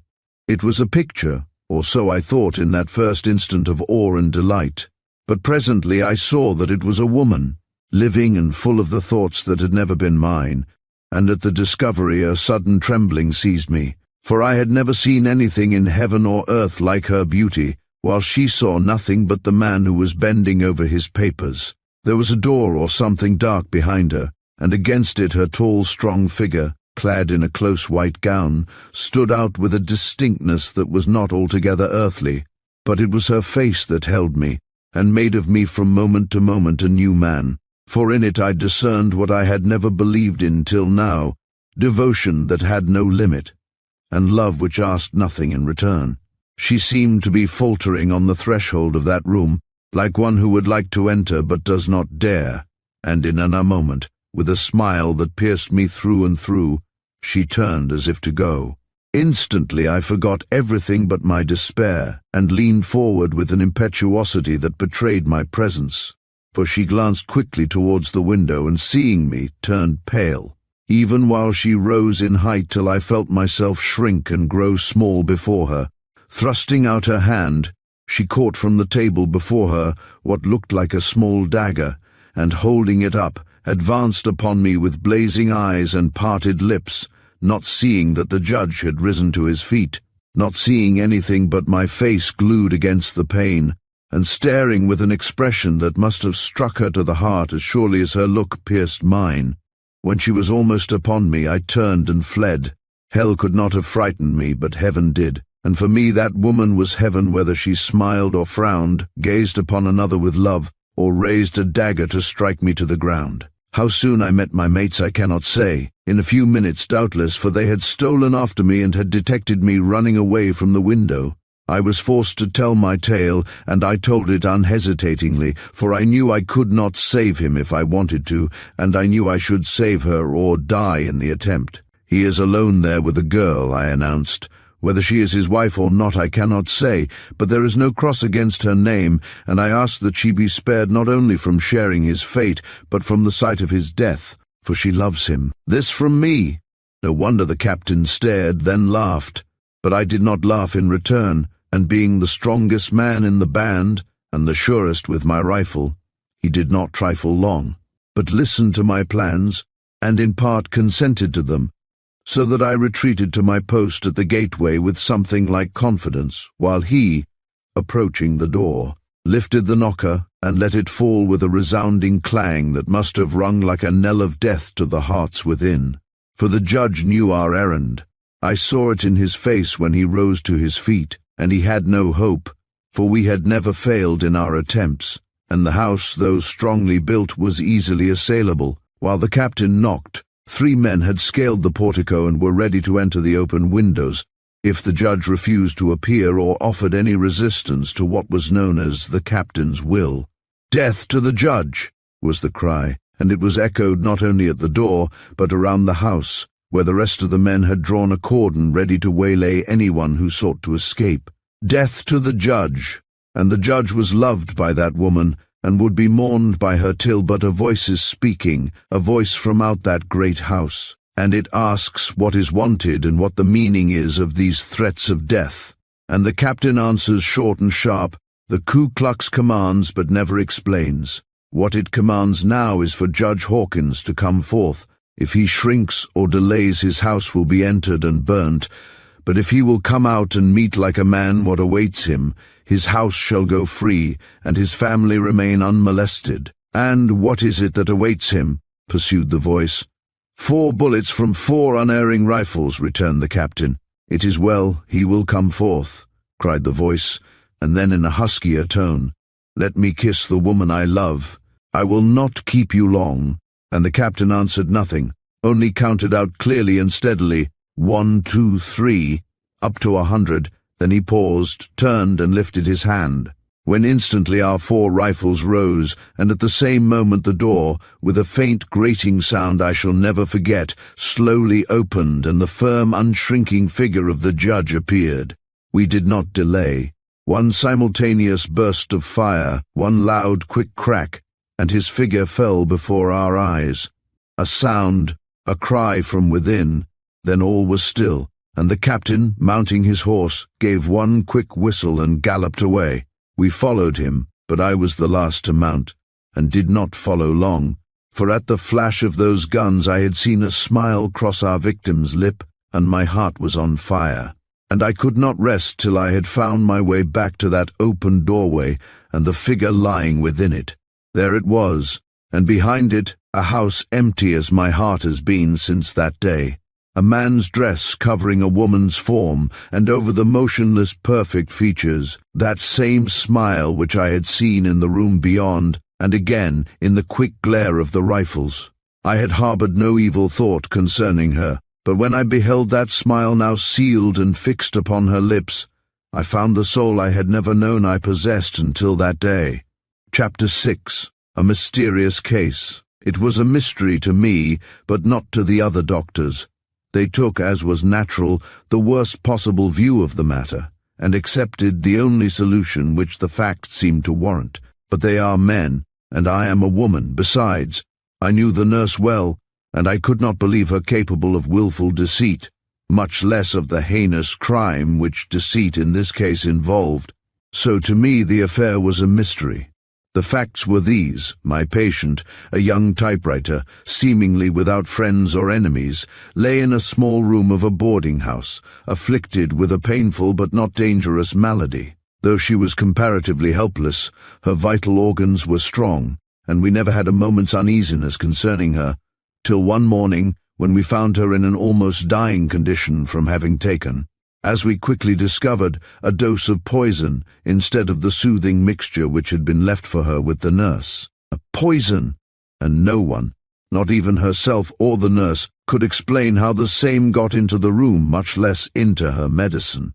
And when I came to study the situation, I found myself as much at loss as they, indeed more so, for I knew I had made no mistake in preparing the mixture, and that, even if I had, this especial poison could not have found its way into it, owing to the fact that there neither was nor ever had been a drop of it in my possession. The mixture, then, was pure when it left my hand, and, according to the nurse, whom, as I have said, I implicitly believe, it went into the glass pure.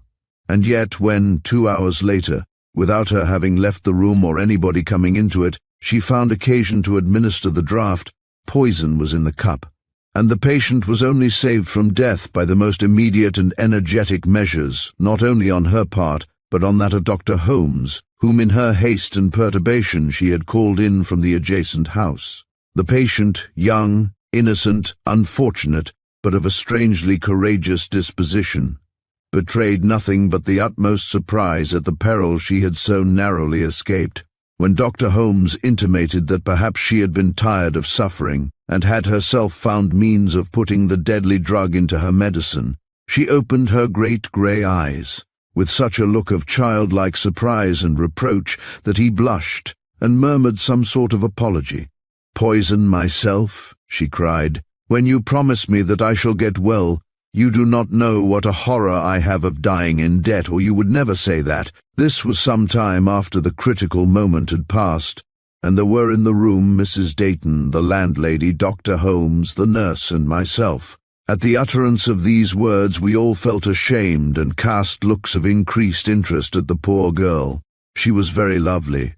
Though without means and to all appearance without friends, she possessed in great degree the charm of winsomeness, and not even her many sufferings, nor the indignation under which she was then labouring, could quite rob her countenance of that tender and confiding expression which so often redeems the plainest face and makes beauty doubly attractive. "Dr. Holmes does not know you," I hastened to say.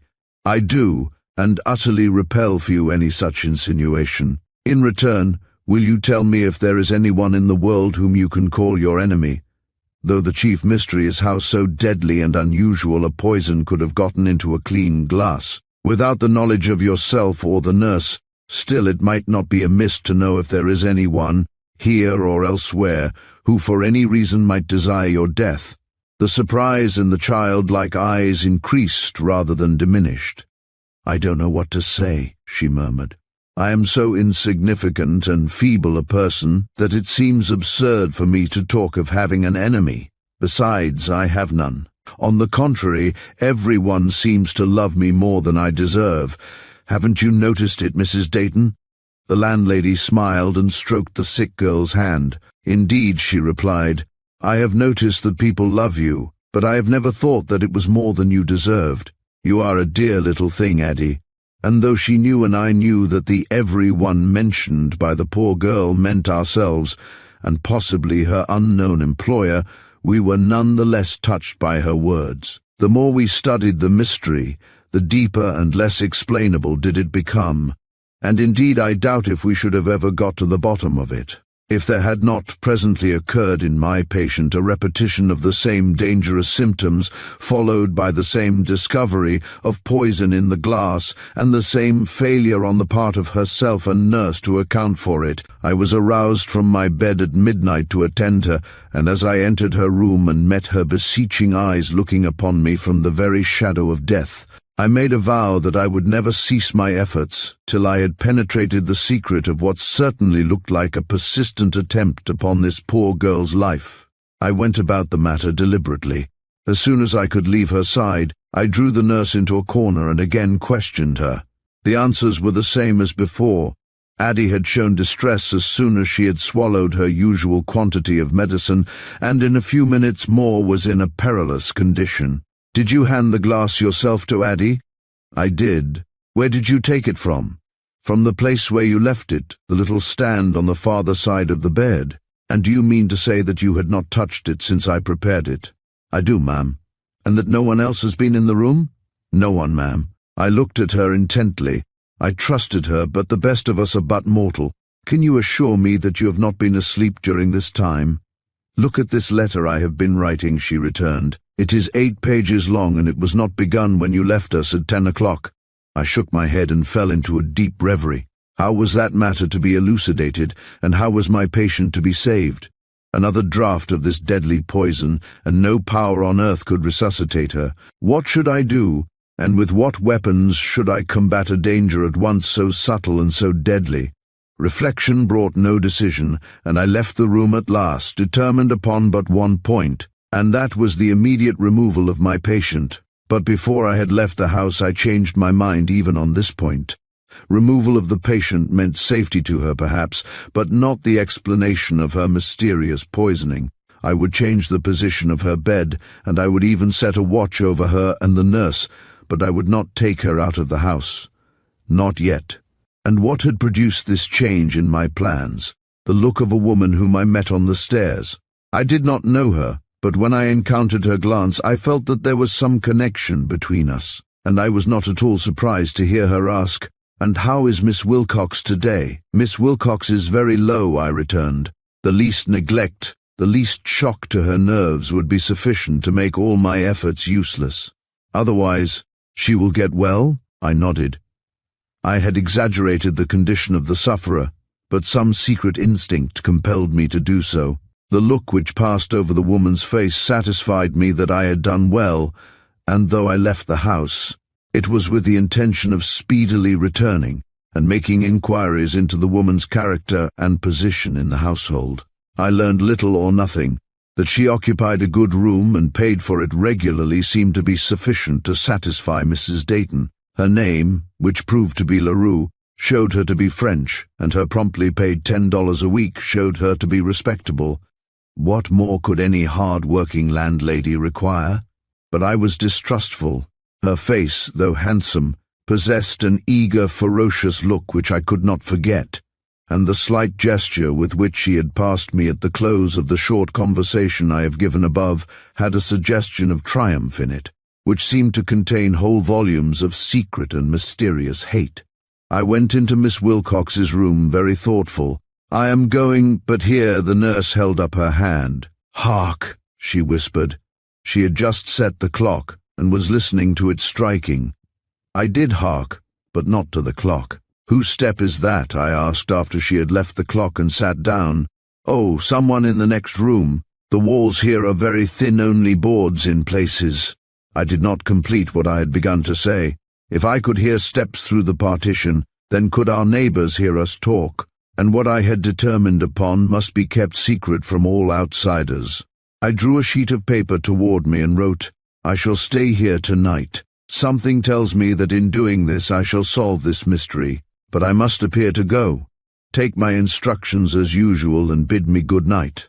Lock the door after me, but with a turn of the key instantly unlock it again. I shall go downstairs, see that my carriage drives away, and quietly return. On my re-entrance I shall expect to find Miss Wilcox on the couch with the screen drawn up around it, you in your big chair, and the light lowered. What I do thereafter need not concern you. Pretend to go to sleep." The nurse nodded and immediately entered upon the program I had planned. I prepared the medicine as usual, placed it in its usual glass, and laid that glass where it had always been set, on a small table at the farther side of the bed. Then I said good night and passed hurriedly out. I was fortunate enough to meet no one going or coming. I regained the room, pushed open the door, and finding everything in order, proceeded at once to the bed, upon which, after taking off my hat and cloak and carefully concealing them, I lay down and deftly covered myself up. My idea was this, that by some mesmeric influence of which she was ignorant, the nurse had been forced to either poison the glass herself or open the door for another to do it. If this were so, she or the other person would be obliged to pass around the foot of the bed in order to reach the glass, and I should be sure to see it, for I did not pretend to sleep. By the low light enough could be discerned for safe movement about the room, and not enough to make apparent the change which had been made in the occupant of the bed. I waited with indescribable anxiety, and more than once fancied I heard steps, if not a feverish breathing close to my bedhead, but no one appeared, and the nurse in her big chair did not move. At last I grew weary, and fearful of losing control over my eyelids, I fixed my gaze upon the glass, as if in so doing I should find a talisman to keep me awake when, great God, what was it I saw? A creeping hand coming from nowhere and joined to nothing, closing about that glass and drawing it slowly away till it disappeared entirely from before my eyes. I gasped. I could not help it, but I did not stir, for now I knew I was asleep and dreaming. But no, I pinch myself under the clothes, and find that I am very wide awake indeed, and then, look, the glass is returning, the hand, a woman's hand, is slowly setting it back in its place, and with a bound I have that hand in my grasp. It is a living hand, and it is very warm and strong and fierce, and the glass has fallen and lies shattered between us, and a double cry is heard, one from behind the partition, through an opening in which this hand had been thrust, and one from the nurse, who has jumped to her feet and is even now assisting me in holding the struggling member, upon which I have managed to scratch a telltale mark with a piece of the fallen glass. At sight of the iron-like grip which this latter lays upon the intruding member, I at once release my own grasp. "Hold on," I cried, and leaping from the bed, I hastened first to my patient, whom I carefully reassured, and then into the hall, where I found the landlady running to see what was the matter. "I have found the wretch," I cried, and drawing her after me, hurried about to the other side of the partition, where I found a closet, and in it the woman I had met on the stairs, but glaring now like a tiger in her rage, menace, and fear. That woman was my humble little patient's bitter but unknown enemy, enamored of a man who, unwisely perhaps, had expressed in her hearing his admiration for the pretty typewriter. She had conceived the idea that he intended to marry the latter, and vowing vengeance, had taken up her abode in the same house with the innocent girl where, had it not been for the fortunate circumstance of my meeting her on the stairs, she would certainly have carried out her scheme of vile and secret murder. The poison she had bought in another city, and the hole in the partition she had herself cut. This had been done at first for the purpose of observation, she having detected in passing by Miss Wilcox's open door that a banner of painted silk hung over that portion of the wall in such a way as to hide any aperture which might be made there. Afterward, when Miss Wilcox fell sick, and she discovered by short glimpses through her loophole that the glass of medicine was placed on a table just under this banner, she could not resist the temptation to enlarge the hole to a size sufficient to admit the pushing aside of the banner and the reaching through of her murderous hand. Why she did not put poison enough in the glass to kill Miss Wilcox at once I have never discovered. Probably she feared detection, that by doing as she did she brought about the very event she had endeavoured to avert, is the most pleasing part of the tale. When the gentleman of whom I have spoken learned of the wicked attempt which had been made upon Miss Wilcox's life, his heart took pity upon her, and a marriage ensued, which I have every reason to believe is a happy one. Chapter 7. Shall he wed her? When I met Taylor at the club the other night, he looked so cheerful I scarcely knew him. "What is it?" cried I. advancing with outstretched hand. "I am going to be married," was his gay reply. "This is my last night at the club." I was glad, and showed it. Taylor is a man for whom domestic life is a necessity. He has never been at home with us, though we all liked him, and he in his way liked us.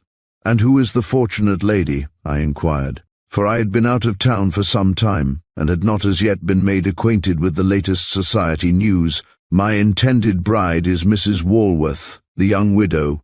He must have seen a change take place in my expression, for he stopped. "You know her, of course," he added, after a careful study of my face. I had by this time regained my self-possession. "Of course," I repeated, "and I have always thought her one of the most attractive women in the city." Another shake upon it, old man, but my heart was heavy, and my mind perplexed notwithstanding the forced cordiality of my tones, and I took an early opportunity to withdraw by myself and think over the situation. "Mrs. Walworth? She is a pretty woman, and what is more, she is to all appearance a woman whose winning manners bespeak a kindly heart.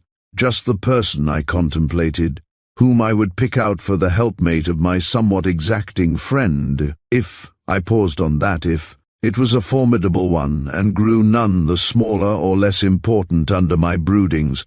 Indeed, it seemed to dilate until it assumed gigantic proportions, worrying me and weighing so heavily upon my conscience that I at last rose from the newspaper at which I had been hopelessly staring, and looking up Taylor again, asked him how soon he expected to become a Benedict. His answer startled me. "In a week," he replied, "and if I have not asked you to the ceremony, it is because Helen is not in a position to—" I suppose he finished the sentence, but I did not hear him. If the marriage was so near, of course it would be folly on my part to attempt to hinder it. I drew off for the second time, but I could not remain easy. Taylor is a good fellow, and it would be a shame to allow him to marry a woman with whom he could never be happy. He would feel any such disappointment so keenly, so much more keenly than most men. A lack of principle or even of sensibility on her part would make him miserable. Anticipating heaven, he would not need a hell to make him wretched. A purgatory would do it. Was I right then in letting him proceed in his intentions regarding Mrs. Walworth, when she possibly was the woman who— I paused and tried to call up her countenance before me. It was a sweet one, and possibly a true one. I might have trusted her for myself, but I do not look for perfection, and Taylor does, and will certainly go to the bad if he is deceived in his expectations. But in a week, it is too late for interference, only it is never too late till the knot is tied. As I thought of this, I decided impulsively, and perhaps you may say unwisely, to give him a hint of his danger. "And I did it in this wise, Taylor," said I, when I had him safely in my own rooms. "I'm going to tell you a bit of personal history, curious enough, I think, to interest you even upon the eve of your marriage. I do not know when I shall see you again, and I should like you to know how a lawyer and man of the world can sometimes be taken in." He nodded, accepting the situation good-humouredly, though I saw by the abstraction with which he gazed into the fire that I should have to be very interesting to lure him from the thoughts that engrossed him. As I meant to be very interesting, this did not greatly concern me. "One morning last spring," I began, "I received in my morning mail a letter, the delicate penmanship of which at once attracted my attention and awakened my curiosity. Turning to the signature, I read the name of a young lady friend of mine, and somewhat startled at the thought that this was the first time I had ever seen the handwriting of one I knew so well. I perused the letter with an interest that presently became painful as I realized the tenor of its contents. I will not quote the letter, though I could, but confine myself to saying that after a modest recognition of my friendship for her, quite a fatherly friendship, I assure you, as she is only 18, and I, as you know, am well on towards 50, she proceeded to ask in a humble and confiding spirit for the loan, do not start of $50. Such a request coming from a young girl well connected and with every visible sign of being generously provided for by her father was certainly startling to an old bachelor of settled ways and strict notions. But remembering her youth and the childish innocence of her manner, I turned over the page and read as her reason for proffering such a request. that her heart was set upon aiding a certain poor family that stood in immediate need of food, clothes, and medicines, but that she could not do what she wished, because she had already spent all the money allowed her by her father for such purposes and dared not go to him for more, as she had once before offended him by doing this, and feared if she repeated her fault he would carry out the threat he had then made of stopping her allowance altogether. But the family was a deserving one, and she could not see any member of it starve. So she came to me, of whose goodness she was assured, convinced I would understand her perplexity and excuse her, and so forth, in language quite childlike and entreating, which, if it did not satisfy my ideas of propriety, at least touched my heart, and made any action which I could take in the matter extremely difficult. To refuse her request would be at once to mortify and aggrieve her. To accede to it and give her the $50 she asked, a sum, by the way, I could not well spare, would be to encourage an action easily pardoned once, but which, if repeated, would lead to unpleasant complications, to say the least. The third course, of informing her father of what she needed, I did not even consider, for I knew him well enough to be sure that nothing but pain to her would be the result. I therefore compromised the affair by enclosing the money in a letter, in which I told her that I comprehended her difficulty and sent with pleasure the amount she needed, but that as a friend I must add that while in the present instance she had run no risk of being misunderstood or unkindly censured, that such a request made to another man and under other circumstances might provoke a surprise capable of leading to the most unpleasant consequences, and advised her, if she ever again found herself in such a strait, to appeal directly to her father, or else to deny herself a charity which she was in no position to bestow. This letter I undertook to deliver myself, for one of the curious points of her communication had been the entreaty that I would not delay the help she needed by trusting the money to any hand but my own, but would bring it to a certain hotel downtown and place it at the beginning of the book of Isaiah, in the large Bible I would find lying on a side table in the small parlor off the main one.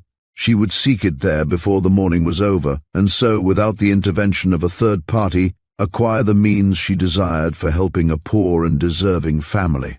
I knew the hotel she mentioned, and I remembered the room, but I did not remember the Bible.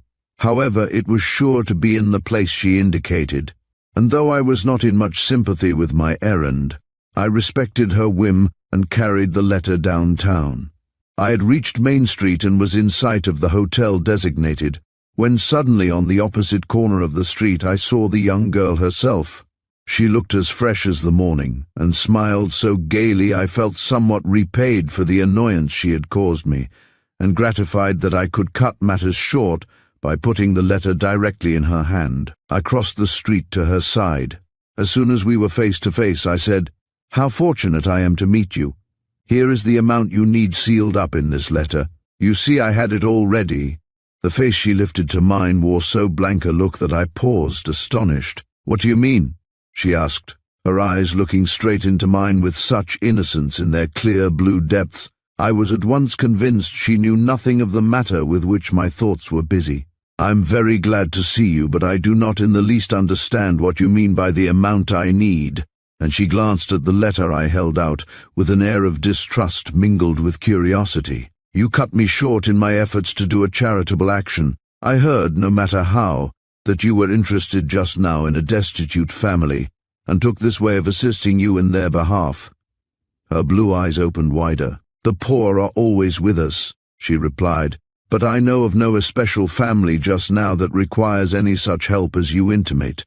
If I did, Papa would give me what assistance I needed." I was greatly pleased to hear her say this, for I am very fond of my young friend, but I was deeply indignant also against the unknown person who had taken advantage of my regard for this young girl to force money from me. I therefore did not linger at her side, but after due apologies hastened immediately here, where there is a man employed who to my knowledge had once been a trusted member of the police. Telling him no more of the story than was necessary to ensure his cooperation in the plan I had formed to discover the author of this fraud, I extracted the banknotes from the letter I had written, and put in their place stiff pieces of manila paper, Taking the envelope so filled to the hotel already referred to, I placed it at the opening chapters of Isaiah in the Bible as described. There was no one in any of the rooms when I went in, and I encountered only a bellboy as I came out. But at the door I ran against a young man whom I strictly forbore to recognize, but whom I knew to be my improvised detective coming to take his stand in some place where he could watch the parlor and note who went into it. At noon I returned to the hotel, passed immediately to the small parlor, and looked into the Bible. The letter was gone. Coming out of the room, I was at once joined by my detective. "Has the letter been taken?" he eagerly inquired. I nodded. His brows wrinkled, and he looked both troubled and perplexed. "I don't understand it," he remarked. "I've seen everyone who has gone into that room since you left it, but I do not know any more than before who took the letter. You see," he continued as I looked at him sharply, "I had to remain out here. If I had gone even into the large room, the Bible would not have been disturbed, nor the letter either. So in the hope of knowing the rogue at sight, I strolled about this hall and kept my eye constantly on that door, but—" He looked embarrassed and stopped. "You say the letter is gone," he suggested after a moment. "Yes," I returned. He shook his head. "Nobody went into that room or came out of it," he went on, "whom you would have wished me to follow. I should have thought myself losing time if I had taken one step after any one of them." "But who did go into that room?" I urged, impatient at his perplexity. "Only 3 persons this morning," he returned. "You know them all." And he mentioned first Mrs. Cuddock.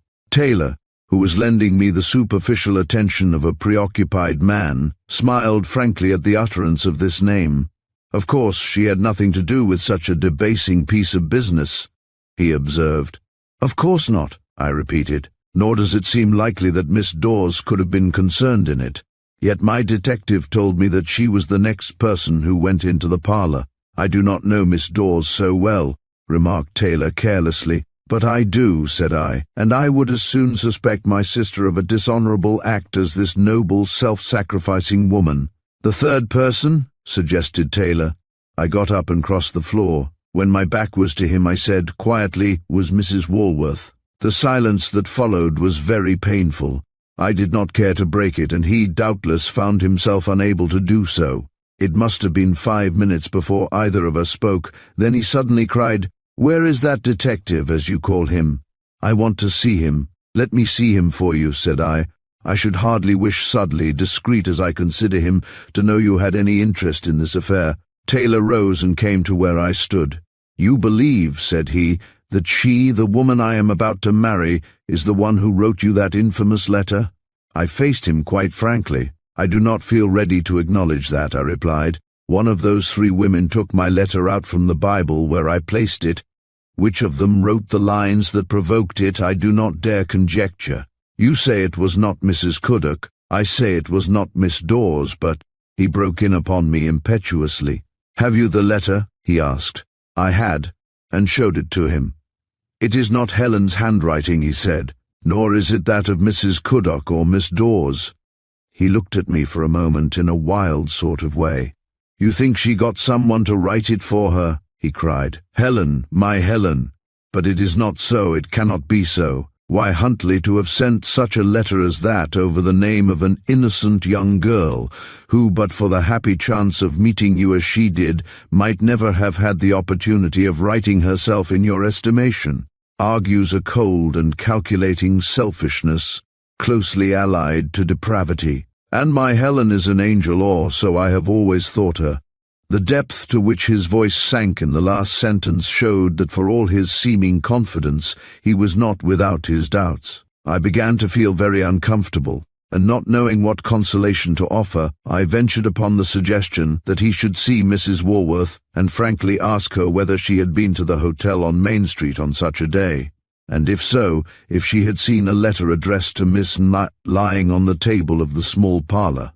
His answer showed how much his confidence in her had been shaken.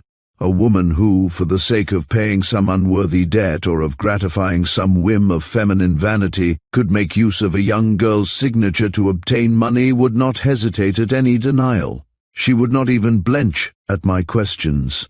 He was right. "I must be convinced in some other way," he went on. "Mrs. Cuddock or Miss Dawes do not either of them possess any more truthful or ingenuous countenance than she does, and though it seems madness to suspect such women—" "Wait," I broke in. "Let us be sure of all the facts before we go on. You lie down here and close your eyes. Now pull the rug up so. I will have Sudley in and question him. If you do not turn towards the light, he will not know who you are." Taylor followed my suggestion, and in a few moments Sudley stood before me. I opened upon him quite carelessly. "Sudley," said I, throwing down the newspaper I had been ostensibly reading, "you remember that little business you did for me in Main Street last month? Something I've been reading made me think of it again." "Yes, sir." "Have you never had a conviction yourself as to which of the three ladies you saw go into the parlor took the letter I left hid in the Bible?" "No, sir. You see, I could not. All of them are well known in society here, and all of them belong to the most respectable families. I wouldn't dare to choose between them, sir." "Certainly not," I rejoined, "unless you have some good reason for doing so, such as having been able to account for the visits of two of the ladies to the hotel, and not of the third. They all had a good pretext for being there. Mrs. Cuddock gave her card to the boy before going into the parlor, and left as soon as he returned with word that the lady she called to see was not in. Miss Dawes gave no card, but asked for a Miss Terhune, I think, and did not remain a moment after she was informed that that lady had left the hotel. And Mrs. Walworth. She came in from the street adjusting her veil, and upon looking around for a mirror was directed to the parlor, into which she at once stepped. She remained there but a moment, and when she came out passed directly into the street." These words disconcerted me. The mirror was just over the table in the small room, but I managed to remark nonchalantly, "Could you not tell whether any of these three ladies opened the Bible?" Not without seeming intrusive. I sighed and dismissed the man. When he was gone, I approached Taylor. "He can give us no assistance," I cried. My friend was already on his feet, looking very miserable. "I know of only one thing to do," he remarked. "Tomorrow I shall call upon Mrs. Cuddock and Miss Dawes and entreat them to tell me if, for any reason, they undertook to deliver a letter mysteriously left in the Bible of the hotel one day last month. They may have been deputed to do so and be quite willing to acknowledge it. And Mrs. Walworth, will you not ask her the same question?" He shook his head and turned away. "Very well," said I to myself, "then I will."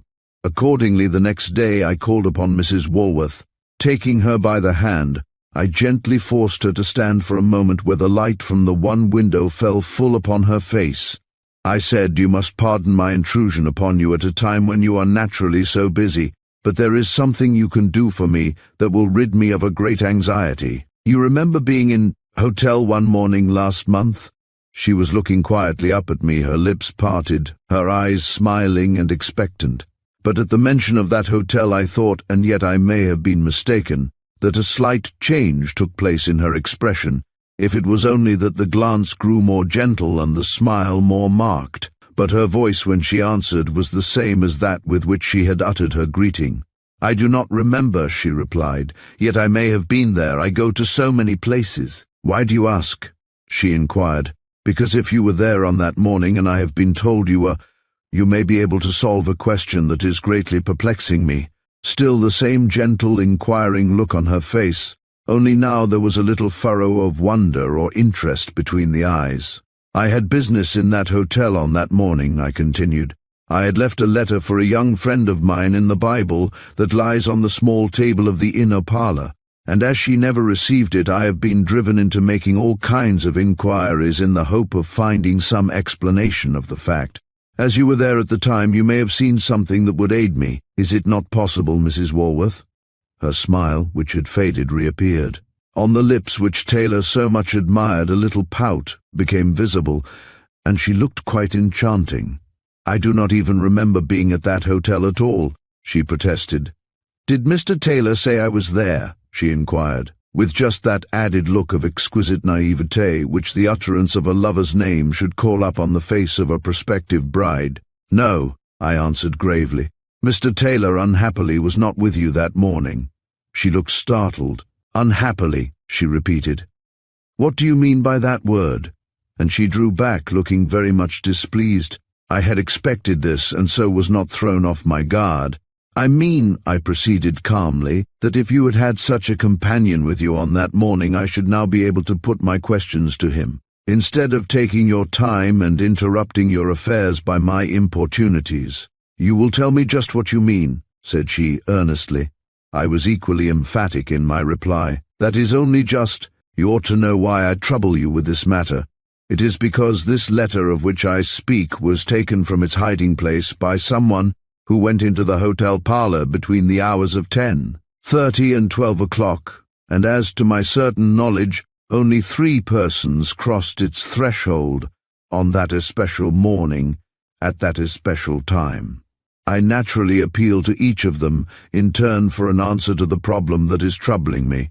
You know Miss seeing by accident a letter addressed to her lying in a Bible in a strange hotel, you might have thought it your duty to take it out and carry it to her, if you did, and if you lost it.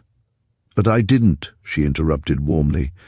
I know nothing about any such letter, and if you had not declared so positively that I was in that hotel on that especial day, I should be tempted to deny that too, for I have no recollection of going there last month, not for the purpose of rearranging a veil that had been blown off. Oh, she said, but as one who recalls a forgotten fact, not as one who is tripped up in an evasion. I began to think her innocent and lost some of the gloom which had been oppressing me. You remember now, said I. Oh yes, I remember that. Her manner so completely declared that her acknowledgments stopped there. I saw it would be useless to venture further. If she were innocent, she could not tell more. If she were guilty, she would not. So, feeling that the inclination of my belief was in favor of the former hypothesis, I again took her hand and said, I see that you can give me no help. I am sorry, for the whole happiness of a man, and perhaps that of a woman also, depends upon the discovery as to who took the letter from out the Bible, where I had hidden it on that unfortunate morning, and, making her another low bow, I was about to take my departure, when she grasped me impulsively by the arm. What man? She whispered, and in a lower tone still, what woman? I turned and looked at her.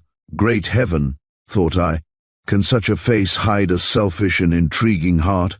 And in a flash I summoned up in comparison before me the plain, honest, and reliable countenance of Mrs. Cuddock, and that of the comely and unpretending Miss Dawes, and knew not what to think. You do not mean yourself, she continued, as she met my look of distress. No, I returned. Happily for me, my welfare is not bound up in the honor of any woman, and leaving that shaft to work its way into her heart, if that heart were vulnerable, I took my leave, more troubled and less decided than when I entered, for her manner had been absolutely that of a woman, surprised by insinuations she was too innocent to rate at their real importance. And yet, if she did not take away that letter, who did? Mrs. Cuddock? Impossible. Miss Dawes? The thought was untenable, even for an instant. I waited in great depression of spirits for the call I knew Taylor would not fail to make that evening. When he came, I saw what the result of my revelations was likely to be as plainly as I see it now. He had conversed frankly with Mrs. Cuddock and with Miss Dawes, and was perfectly convinced as to the utter ignorance of them both in regard to the whole affair. In consequence, Mrs. Walworth was guilty in his estimation, and being held guilty could be no wife for him, much as he had loved her, and urgent as may have been the cause for her act. But, said I, in some horror of the consequences of an interference for which I was almost ready to blame myself now, Mrs. Cuddock and Miss Dawes could have done no more than deny all knowledge of this letter. Now Mrs. Walworth does that. And you have seen her? You have asked her? Yes, I have seen her, and I have asked her, and not an eyelash drooped as she affirmed a complete ignorance of the whole affair. Taylor's head fell. I told you how that would be, he murmured at last. I cannot feel that it is any proof of her innocence. Or rather, he added, I should always have my doubts. And Mrs. Cuddock and Miss Dawes. Ah, he cried, rising and turning away. There is no question of marriage between either of them and myself. I was therefore not astonished when the week went by and no announcement of his wedding appeared. But I was troubled, and am troubled still. For if mistakes are made in criminal courts, and the innocent sometimes, through the sheer force of circumstantial evidence, are made to suffer for the guilty, might it not be that in this little question of morals Mrs. Walworth has been wronged, and that when I played the part of arbitrator in her fate, I only succeeded in separating two hearts whose right it was to be made happy? It is impossible to tell, nor is time likely to solve the riddle. Must I then forever blame myself, or did I only do in this matter what any honest man would have done in my place? Answer me, someone, for I do not find my lonely bachelor life in any wise brightened by the doubt, and would be grateful to anyone who would relieve me of it. Thank you for joining us on this journey through The Old Stone House and Other Stories by Anna Katharine Green. We hope you enjoyed unraveling the mysteries alongside us. If you found these stories intriguing, be sure to like, comment, and subscribe for more classic detective tales. Until next time, keep your mind sharp and your curiosity alive, as there's always another mystery waiting to be solved.